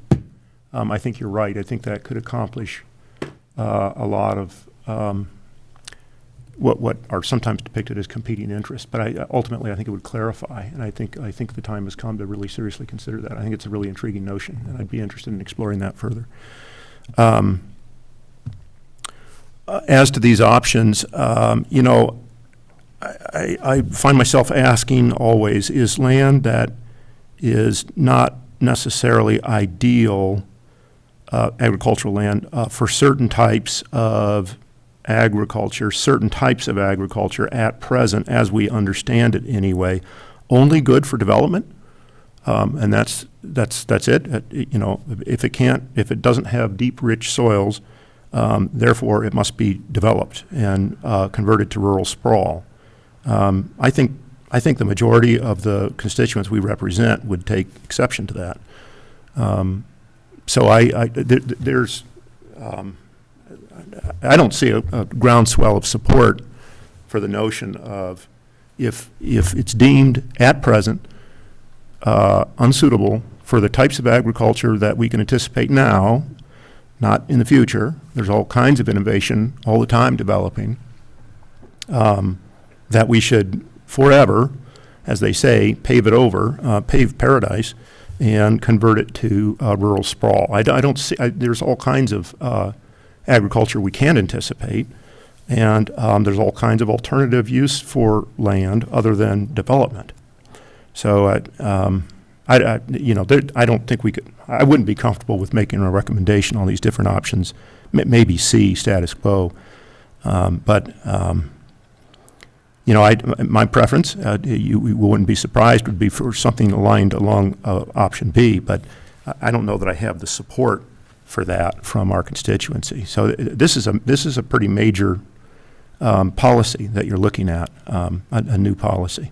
And I'm concerned about the implications without a little bit more public involvement, a little bit more process. Yeah, Nicole Mardell. Thank you. So I did want to note, this, I guess, can lead to a brief preview of our second round of engagement. So we're focusing our second round of engagement on specifically topics that had very diverging perspectives. So we're going to be asking essentially policy questions of, would you like to see A, B, C, or, hybrid, which is option D. And this is already one of those topics that we thought would be fit for that second round of engagement to gain more input on community sentiments. So I did want to offer that, welcome the discussion this evening from other commissioners, but just know that you don't have to make a choice this evening. We can report back on additional, community input in that second round. Yeah, +1 for exploring a hybrid option. That's my comment. Commissioner Williams? And I would like to confirm that, and I'm, I'd say I probably support a hybrid A/B, but I want to confirm that option A, these properties that don't have tillable soil already have water rights established to them. And that we're not necessarily taking water from somewhere else, because it is in a very important it's in a very important topic, and we need places for folks to live, especially farm workers. And if it's not tillable, but there are already water rights existing on that land. So I just add child. Yeah, I mean, Madam Chair, I would respond to Commissioner Williams. These are lands that have never been irrigated. And have no real access or opportunity to get water. And so they're class 7 and 8 soils, very marginal. And some are in farm deferral just by the legacy classification. If they are successful, and Deschutes County, just for context for the Planning Commission as a reminder, we receive and have approved more non-resource land amendments than any other county. And the tally, last count that I did, Deschutes County has approved over 25% of the total that have been submitted in the state. That doesn't mean that Deschutes County is reckless. It means, as Commissioner Cyrus has noted, that we have lands that can demonstrate that they don't qualify for agricultural lands. And then the question becomes, what should it be converted to? And then the question is, can you find, an approach that satisfies everyone, that melds the competing goods, still allowing for residential uses, maybe as, the concept again, you could do it with clear and objective cluster development standards that then allows for open space. Who knows, it could allow for shared wells if water vulnerability continues. And again, these are extraordinary concepts, a lot to talk about, but that's, I think, what option A and option B and option C represent. And the way I see it is that they're not, you could look at them as competing options, but I see there a way to get them working in tangent with one another, that help meet a variety of community interests. So there's a lot to unpack there, but this issue is one of the 5 or 10, 15 that I think are the ones that it's the most, I'll call it vibrant. It's a vibrant issue that, we could set aside and come back to, but there's, and maybe it's 10, but we knew when we started when the comp plan would get started, that this topic would be very popular and generate a lot of community interest across the spectrum. So. Yeah, that's really well put. I think there's more potential here, something very cool than there is. Yeah, so can I maybe jump in with a quick time check? So it's about 8:40. We've actually gotten through quite a bit of what we have in this section, well, all three sections that we flagged for review because we suggested changes or new policies. But if we want to try to wrap up close to 9, I feel like there's been a great discussion on this one. I don't think we're going to come to some conclusion amongst us tonight, but we get some really good comments. I think food for thought for how we talk about this in that next round of outreach. And as Peter said, and as Nicole said, we are flagging a number of these policy issues as ones where we really want to get some input from folks because they are a big deal and because there are differences of opinion, and we want to get a better sense of kind of what those opinions are. So sounds like, this one, in terms of asking the question, might still need some work. We definitely want to hear more about what people think about it, and we're probably not going to, resolve it tonight. So that's just my summary. And then again, we've got a few more of these to cover with you, but maybe not as many that'll generate this level of discussion. So let's kind of put that out there, and then see Commissioner Williams has her hand up. And I would just ask again, with option B, is there additional tax deferrals or something for a farm owner who chooses to preserve their open space? And that answer can be later. Madam Chair. Commissioner Cyrus? One really quick. I would suggest an option D is in Delta that combines the language of options A and B, allows some development provided that it provides for open space and environmental issues, et cetera, as has been suggested that it would be clustered, et cetera, with some restrictions and rules that solve both of those problems at the same time. Great. Yeah, I think it would be great to have it presented that way to the public when you guys discuss it with them, so that maybe some of them will hook into that the same way some of us have. Great.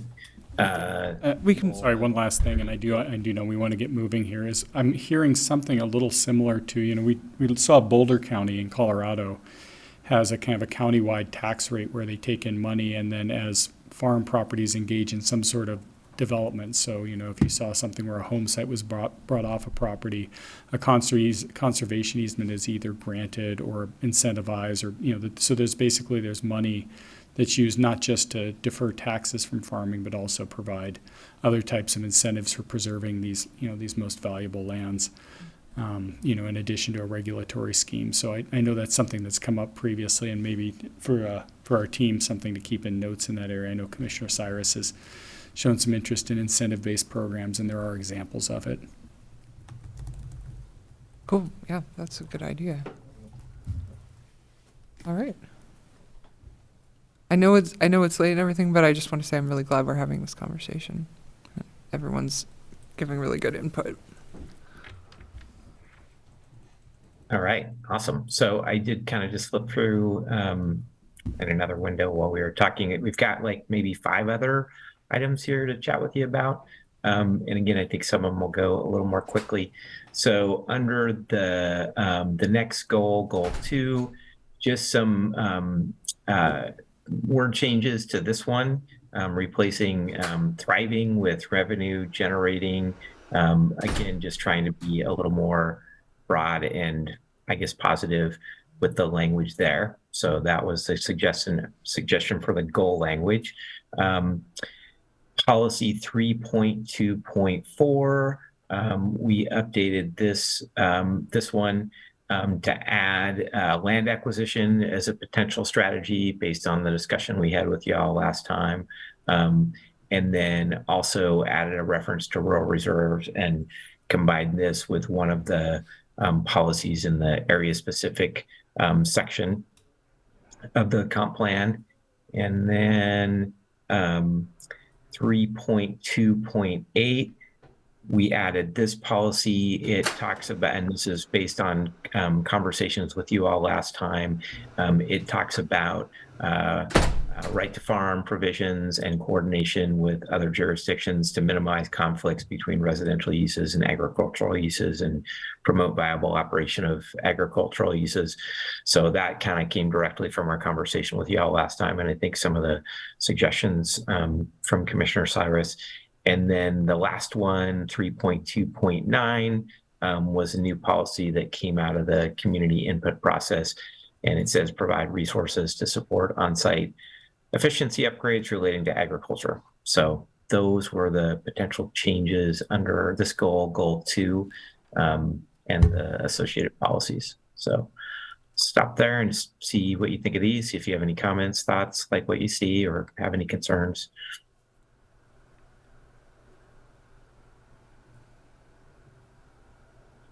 Commissioner Williams. So if we were to scroll down just a pinch to that last one, 3.2.9, possibly include access to grants. And I know provide resources to support on-site efficiency. I know a lot of farmers just do not have the money to get new equipment, to upgrade their irrigation. I do know that there are federal and state monies that will help these farmers if we could help them with the application process. Something like that. All right, thank you. Yeah, and I think resources could include that, but just being a little more specific about some of the types of resources, whether it's technical assistance, access to grants, financial resources, et cetera. Yeah, good thought. And maybe helping them fill out applications. I mean, we don't have to include the helping them fill out applications, but I think we need to think about, technical assistance. I'm a business owner, and I just had someone recently who's like, I don't have a computer, so I can't fill out an application. They could not do it on their phone.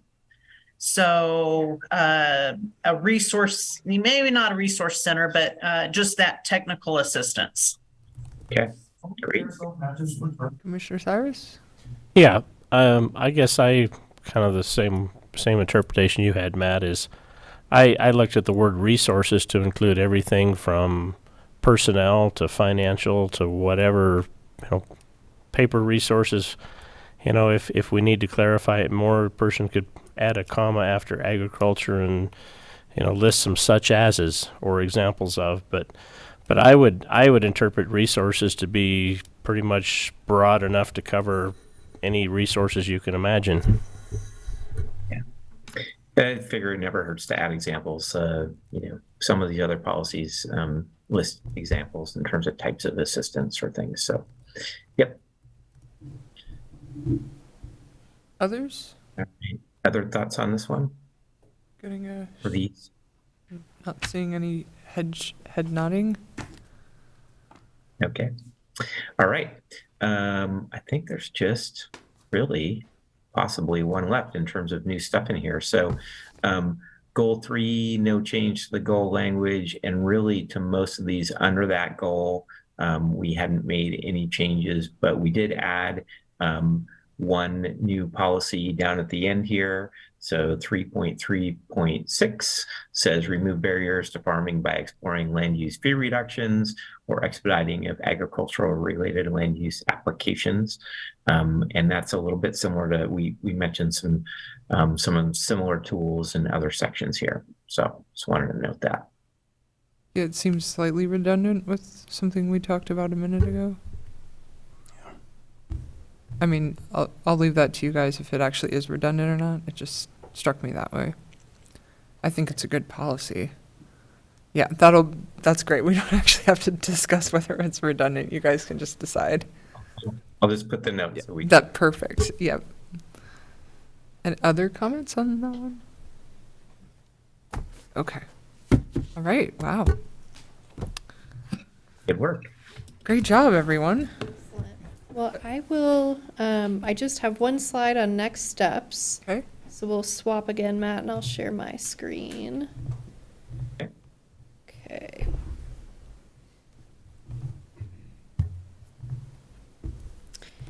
Okay, oh gosh. Gotta scroll through all these, sorry about that. So we wanted to just provide a quick update on next steps. My slide will advance.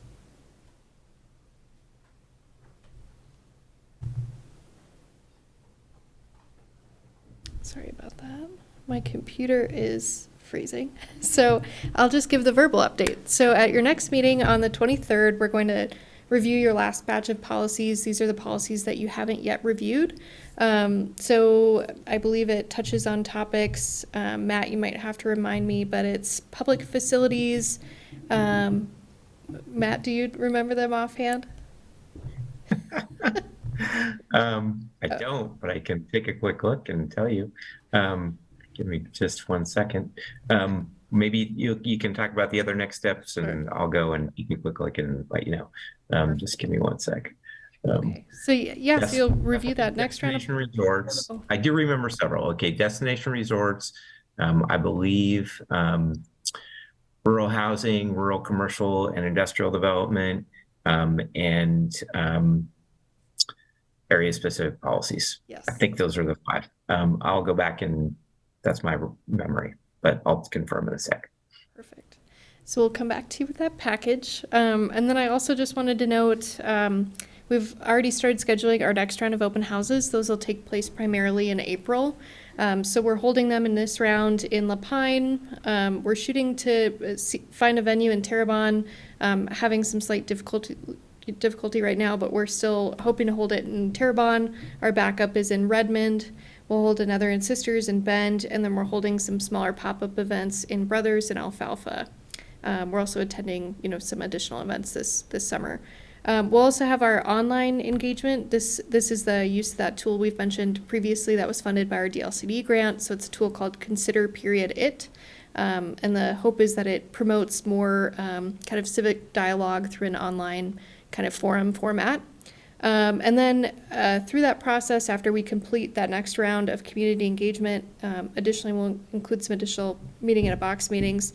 Then we'll come back to you for that additional policy refinement. So again, just wanted to note that after you're done with review of the final batch of policies later this month, we'll still be returning back to you. So you'll get another chance to review these after community members have weighed in on some of those more popular items that we discussed. So yeah, right. Matt, did you have anything else? I did find the batch 3 memos. So we kind of between the two of us, I think we got most of these.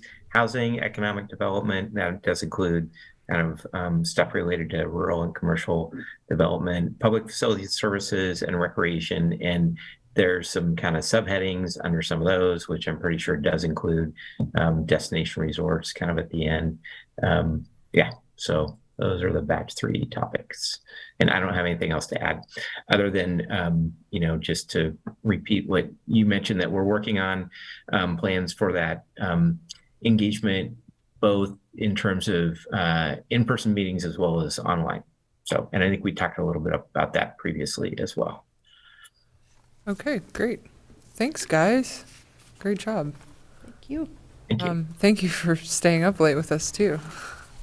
Yeah, no worries. Nice work. That was a long meeting for you guys. So I tuned in at the very end of the previous item. So oh, cool. I've been going a while. Very good.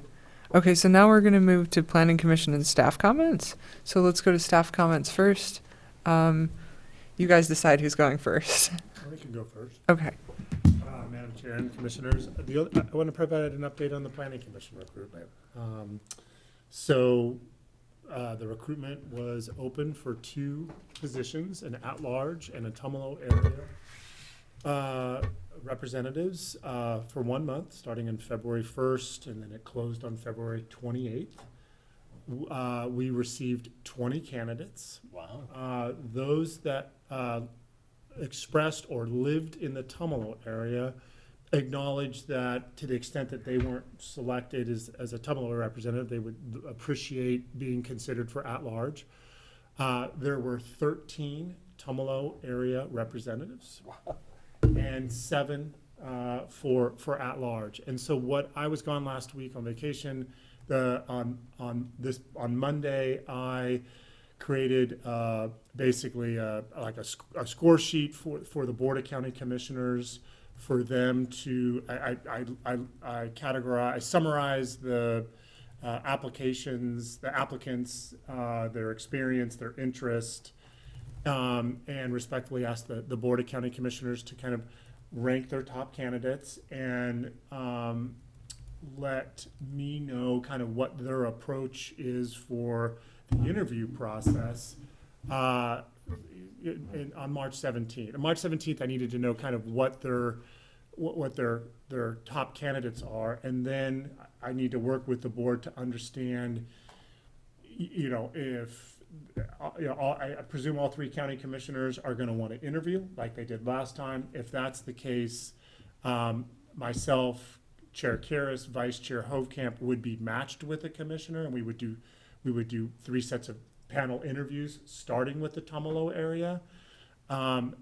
So my expectation right now is that interviews would likely start in late March or early April, but more to come. So starting on March 17th, I'll get a sense of kind of what the commissioners are thinking for their candidates. It's entirely possible they have a short list or they want to interview a number of people, which is totally fine. In the past, the Board of County Commissioners has delegated to the planning director and the planning commission chair to kind of look at the candidates, identify a subset that seem reasonable for interviews, and then engage the board in interviews. In not too distant past, the board would delegate 1 county commissioner to participate with the chair, the planning director, and the 3 of us would interview the list of finalists. I anticipate, in the last round, we had Commissioner Karras and I looked at the candidates for an at-large position. We did the same thing, I believe, for the Sisters Country area, and then all 3 commissioners participated in the interviews.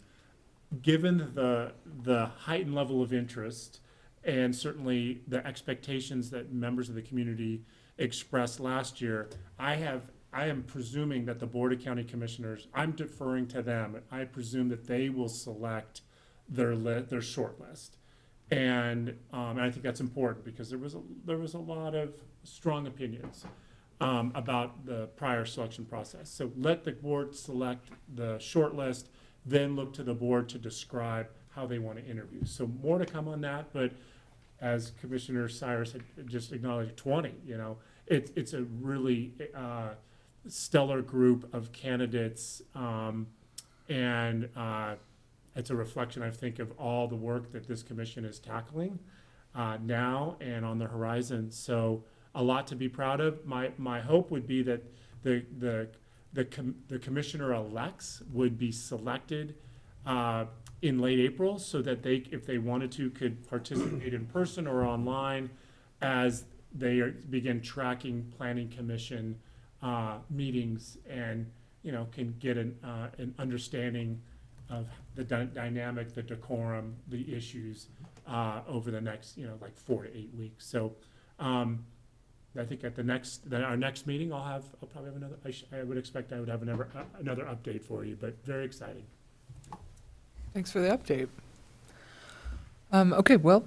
Yes, thank you. I have some updates for you on the wildlife mule deer inventory update process. So Tanya's been working on this diligently, and I have some dates for you. So targeting for an initial work session is your March 23rd meeting, and that's going to have to be relatively abbreviated given the pressures on that evening that we see coming, but getting you introduced to what that process is going to look like, and targeting a first hearing for April 13th. In between those 2 times, we have some tentative public info sessions that we're targeting for April 4th, 6th, and 10th. I'm going to try to do those in the Bend, Redmond, and Sisters area generally, and those would be presentations in combination with ODF and W. to let people know what the issues are, give a chance for people to participate, ask questions. The website for the project is up as of today. I just checked it, and it's up and available. Of course, to kick off this process, we have to start a 35-day notice to the state, and that was sent out today. The Measure 56 notice associated with it will be going out next week. And the email mailing list for people who've expressed interest will also be, that'll be going out shortly. So just kind of a heads up on the future calendar associated with that. And again, in short form, introduction to you at your next meeting, public information throughout the affected area in early April, and then coming into a hearing on April 13th. Commissioner Cyrus? Yeah, just real quick question. Is there going to be any opportunity to visit with Fish and Wildlife on their proposal? Definitely. So they're attending each of the April 4th, 6th, and 10th public information sessions, and there'll be question and answer opportunities there. Okay. Okay. Let's move on to Nicole. Do you have anything? Oh, I have a very brief update for you. The Board of County Commissioners approved both the ham radio and housekeeping amendments, so just wanted to thank you for your work on that. They'll go into effect on May 30th. How exciting. It's just really nice having that loop closed. And I really appreciate that. That's nice to not have these things kind of go off. I agree with that. Sometimes it's fun to watch the meetings and then watch them discuss it, or you can, put it on your speaker like on the way home or something when you're driving. But since we don't always have time to do that, sometimes it's just really nice to hear that. Okay, great. Comments? Planning Commission comments? I'd just like to thank the staff for all the hard work and indulging us.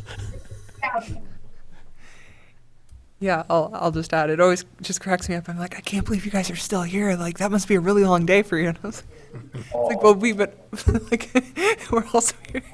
But it just impresses me a lot because it's your actual job. So it just feels different than when it's like your fun thing that you do for fun, which is like the case, I think, for us. Like, this is like our fun time. But it's just got to feel different when it's your job. Commissioner Williams. I think Nicole did a fantastic job, and I know she had some help with the, she was not all of 292 pages of our packet this night. She was the majority, but all the graphs, the percentages of this, that, and really breaking down the community feedback, and specifically like some of the yellow highlights of actual online comments. It really lets you know what your constituents are thinking and helps add to your ability to make a decision. So Nicole, thank you for all that you do. I really appreciate it. Okay, Commissioner Altman. Yeah, I'm sure nobody from the public is still watching, but I always appreciate the public's input in meetings like this. It was very robust discussion, and there's a lot to consider. So I'm glad that Stephanie was there and that she'll be able to put a report together for us. I think that's going to be important in shaping the discussion. Thank you to staff for, like you said, Chair, staying so late. I always wonder that too. Like, you must be exhausted at the end of the day like this. So thank you all for all your efforts. And thank you, Chair, for running a great meeting. Thank you. And hopefully they get to come in at like 11 a.m. instead of 8 a.m. That's what I'm hoping to. Or leave really early on Friday. Okay, Vice Chair Hopegate. I've got a couple things. Commissioner Williams stole my thunder, and she says it better than I can. But really, Nicole and the rest of the staff, excellent community engagement data. I found it, the data from the open houses and the meeting in the box and the online input and so forth, to be rich, qualitative data. I think it was really illuminating, in some cases confirming, in some cases educational for me. But in all cases, very useful.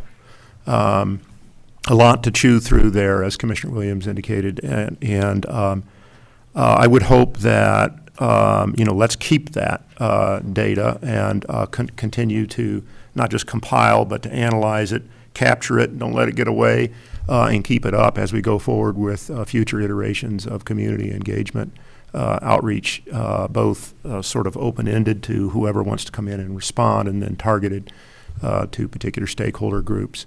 I found that really useful in illuminating and rich data. So a lot of work there on you guys' part, but also a shout out to the public and the people that took the opportunity to provide really substantive and useful comments. So that was really impressive, and it was a lot to go through, but it was very interesting to go through. Okay. And then, sorry. No, you're fine, really. A question either for the chair or for staff. So I've recused myself substantively from the destination resort zone text amendment, but I want to ask a question about process, not about substance. It was my understanding, I've watched the meetings that I was not present for or zoomed into with recordings afterwards, that we had motions made and passed at our last meeting to close the written and oral record at the end of the hearing tonight. And those motions were passed, is my recollection. And then we made motions tonight directly contradictory to that. So, and I wanted to raise a point of order at the time, but I had recused myself, so I didn't feel good doing that. So is that common practice? Is that accepted practice? Do these motions that are now passed automatically supersede those? Do we need to handle those motions that are already passed first? Great question. And actually, I'm kicking myself because in the middle, I wrote a note to myself saying exactly that, and then I forgot that I had written that note. And I remembered about the deliberations, and I thought that was like, that took up the box in my head that had been reserved for that note. Do you guys want to weigh in on that? Like, did we just do something that we need to do something about? Because we did vote to close the written record, so is it okay for the commission to vote to change that? Would I make a friendly amendment? Well, I think the Option? the motion's already been passed. For the original motion. But it's already been passed and voted on, so you can't amend it at that time. I mean, Okay. I think the planning commission ultimately gets some latitude. I mean, Commissioner Hovkamp this is these are my thoughts, but the most salient piece 2 weeks ago was that the board continued the open and written record to today's date and expressed an expectation in a motion that on the 9th, that the hearing would be closed and that deliberations would occur on the 23rd. But with all due respect, you had no idea what today was going to, how today was going to unfold. And obviously there was a tremendous reason to keep the written record open. So the fact that as clunky as it may have come across, that the planning commission, you were still open. I mean, you had a decision to make. You could have followed the other motion, and probably in retrospect, you could have acknowledged that that motion was made, that you wanted to revisit it. You get consensus from the group. But at the end of the day, you made a motion in real time on March 9th. I may have said May 9th. On March 9th, that you wanted to close the oral record, keep the written record open. So I don't think that there's a procedural foul. I think for anybody that's keeping score at home, it probably would have required an eraser and whatnot, using a poor baseball metaphor. But I think procedurally you were well within your right to extend the record in the way you did. Mr. Cyrus? Yeah, Madam Chair. From a strict parliamentary procedure standpoint, I think probably the most, there's a range of allowed things within parliamentary procedure based on small groups, big groups, etc. Small groups such as ours are less formal than the large group. Strictly from a large group version, I think the more proper would have been to have had a motion from the prevailing side to reconsider, and then opened it back up and done it that way. But on the other hand, we took action and we had a hearing, and then there was a motion essentially to extend or modify, the actions that we were taking. I personally don't think there was a problem with the way we did it either. I mean, the more proper method probably would have been a reconsideration and an amendment at that point. But I don't think anybody's going to fault you for the way we did it. Yeah, I mean, that makes sense to me. I mean, there has to be a method by which a group can change a group decision. Like, like there has to be some process in there that's appropriate for a group changing its mind. And it sounds like that would have been, as you just said, to reconsider.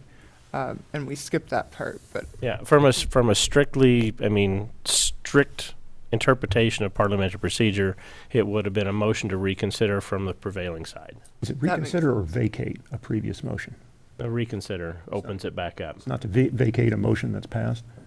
I'm not familiar with that particular motion to vacate. We can all go home and read We've this. done lots of reconsider, We can all pull out our Robert's rules and research it. But I think under the small group, you're probably fine to the way you did it. And also, it did pass unanimously also, so I think that sort of makes it clear that at least in the spirit of things, we're on the right side of it. And it's not like it was a close vote, that somebody really wanted to stick with what we originally decided. So, I mean, that's not really procedurally relevant, but it. We reached a decision. We reached a decision that represented 100% of the people that were here, so that it wasn't contested. Had it been contested, then somebody probably could have complained about the process. The other piece, just last supplemental comment for what it's worth, the magnitude of the motion that I took away from 2 weeks ago was that the Planning Commission wanted, given your schedule, and we just told you how it started to stack up in April, was that you agreed to deliberate on the 23rd. And so the fact that you had honored that date, you have members that participated 2 weeks ago that are not here. I thought that was relatively consistent with where you were 2 weeks ago. You told the community you were going to be deliberating on the 23rd. The applicant knew that. Some of the opposing members knew that on the 9th, and that was honored. So, for what that's worth, I thought that was. And maybe since these motions, we have these motions quite frequently, maybe we can all remember that when you make a motion, maybe when you state those dates for potential, like if this happens again, basically maybe state that a little bit more tentatively instead of, I'm moving that we do close the written record on this date, and we could say it as Peter stated a second ago, that we consider, or that we will likely, or something a little bit, just to save us from having to go through the honors process of.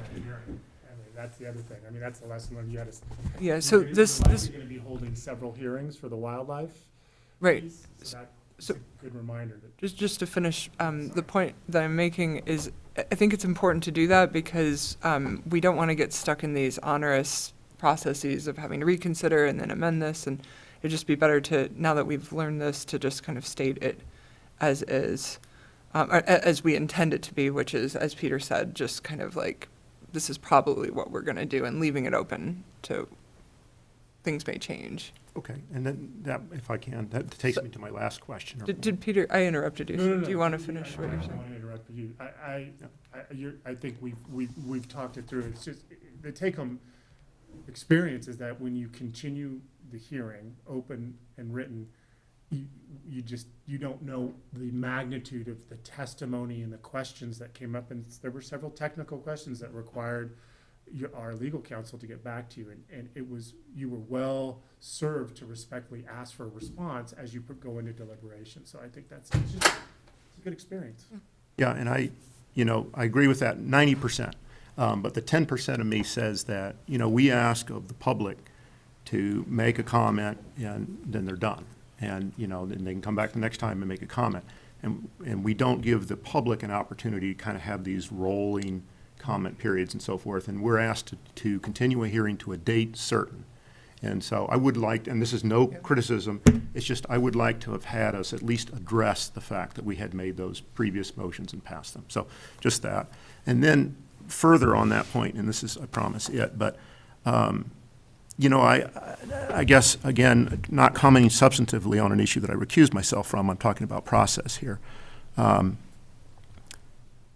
It could be interpreted that we were subject to, as a body, a little bit of bluff and bluster and threats about property rights and Measure 49 liability, and that was part of the pressure to continue the written record. And, you know, the fact is we continued this hearing already to a period of time. And I can see that when we have future applications and future issues before us, we can again have people that come up and bluff and bluster and threaten us on Measure 49 property rights claims and so forth. And I hope that that doesn't become the habit after we've had a hearing and we've continued the hearing to say, ooh, well, wait a minute, you know, I'm a little bit scared of that, let's continue. So anyway, just there are mechanisms in place to protect us, and we do a thorough process with help from staff. And if we've heard things and we've got written record, I think, you know, we reach a point of saturation, and then we're just sort of asking for future kind of iterations of things that have limited productivity. So I don't know, just I guess a little bit of soapbox on process, not so much on substance, but Well, thank you. I appreciate the perspective, and I think this is good for all of us to just kind of take into account. And then, you know, if you are making a motion, please either state if you indeed do want to actually move to close the written record in 2 weeks, then say that. If you feel as the maker of the motion that you would like to allow some wiggle room, then say it in a way that allows some wiggle room, because he's right, like, we should do what we say we're going to do. And if we do want to reconsider, then we should properly reconsider, and I think that should also be an option based on whatever new stuff gets entered in. And I think, you know, if you had been a part of the process, you would have either point of order or you would have said, hey, look, I don't feel comfortable with this, and that may have caused people to reconsider their decision to leave the written record open. Thank you. So please do. I'm really glad that you raise this issue now, because then in the future we can kind of just be like careful with how we state things and what we do. So I learned a lot. I appreciate it. Yeah, thanks, Jessica. Yeah. Okay, great. Any other comments before we end tonight? Can I say one thing? Yes, please. This is another member of the public. I really appreciate the care with which you're discussing these nuances. It just, you know, especially at this late hour, it just gives me a lot of encouragement that, you know, we're well represented. Thanks. Thanks for being here. Okay. Good night, everyone. It is 9:17, and I will go ahead and adjourn the meeting.